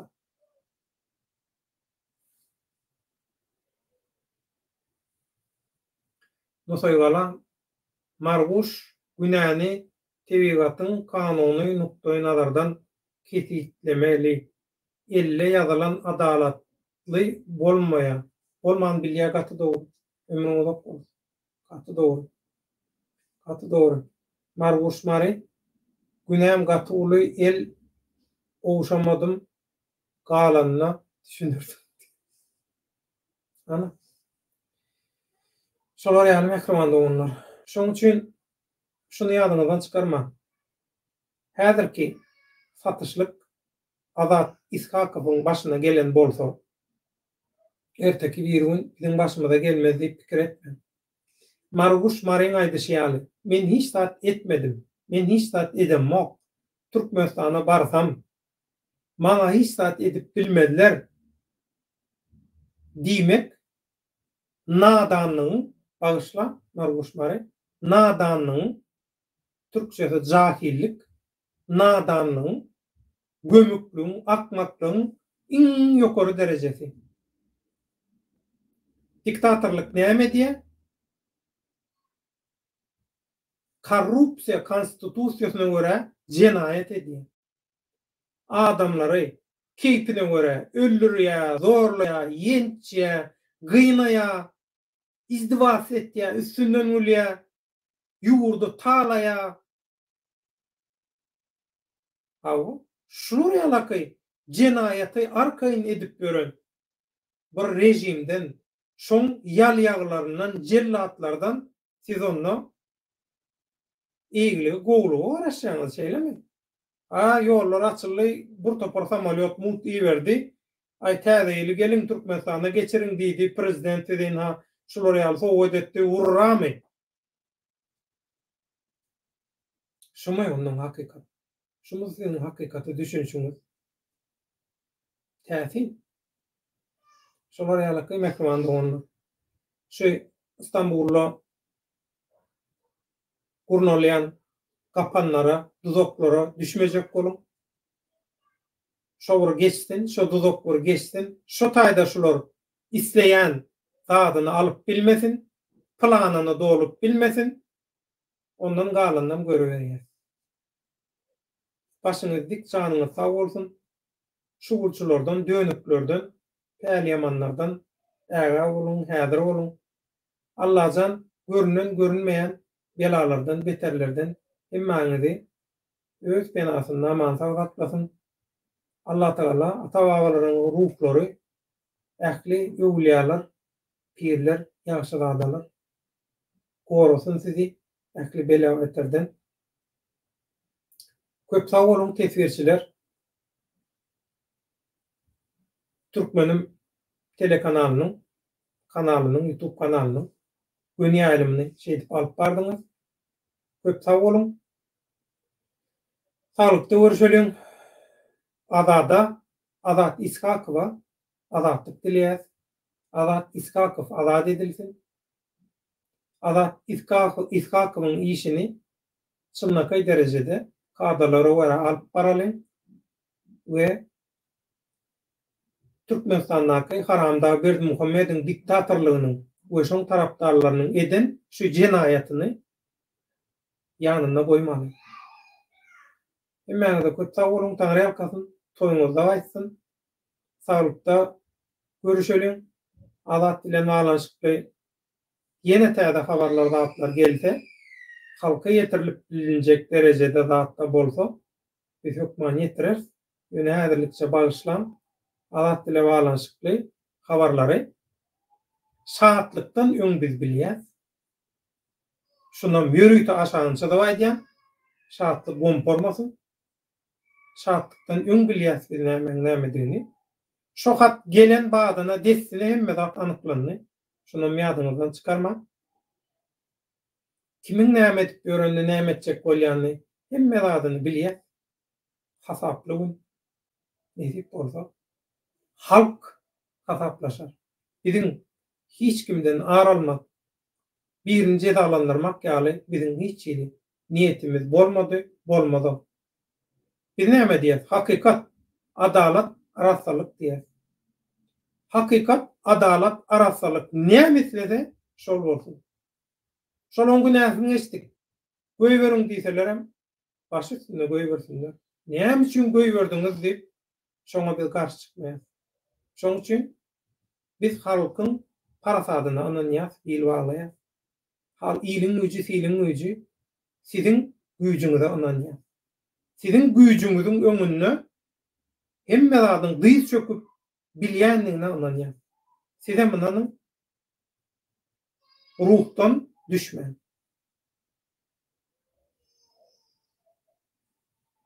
Türkmen devlet havaten şartlık şey. Niye için korkuyor? Öňe meşgul oraya orsam soru verdiňiz. Niye için korkuyor? Karajoglan Türkmen alat üçin hakykatyň hatyrasyna halk üçin jebitleşeliň, birleşeliň, agzybirlikde karşylygymyzy görkezeliň. Mehriban bolmaly. Näme soru berýär? Zakal boýunça ýazýar. Öz kellesine gelýän, öz neme diýen zady zakal boýunça oturanlaram ba aramyzda ýan ýok. Biz öňem aýtdyk, ýene aýdýan halkyň içinde her hili adam bolmaly. Jemgyýetde her hili, her gatlakdan, her ýasetden adamlar bolmaly.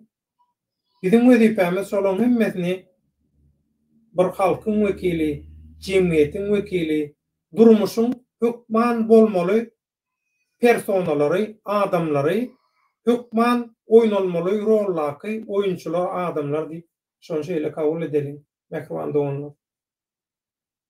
Olaram Allah yaratdy.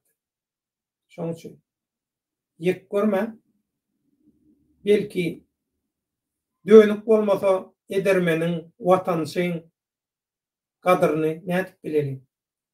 Şoň üçin dönüklerim gerek syýasy taýdan kämilleşmegimiz, bişmegimiz, ýetişmegimiz üçin adam satyrşyklar bulan hemmesi bizi çeşitleştirmeli, agzybirligimizi, göreşimizi ýiteltmeli.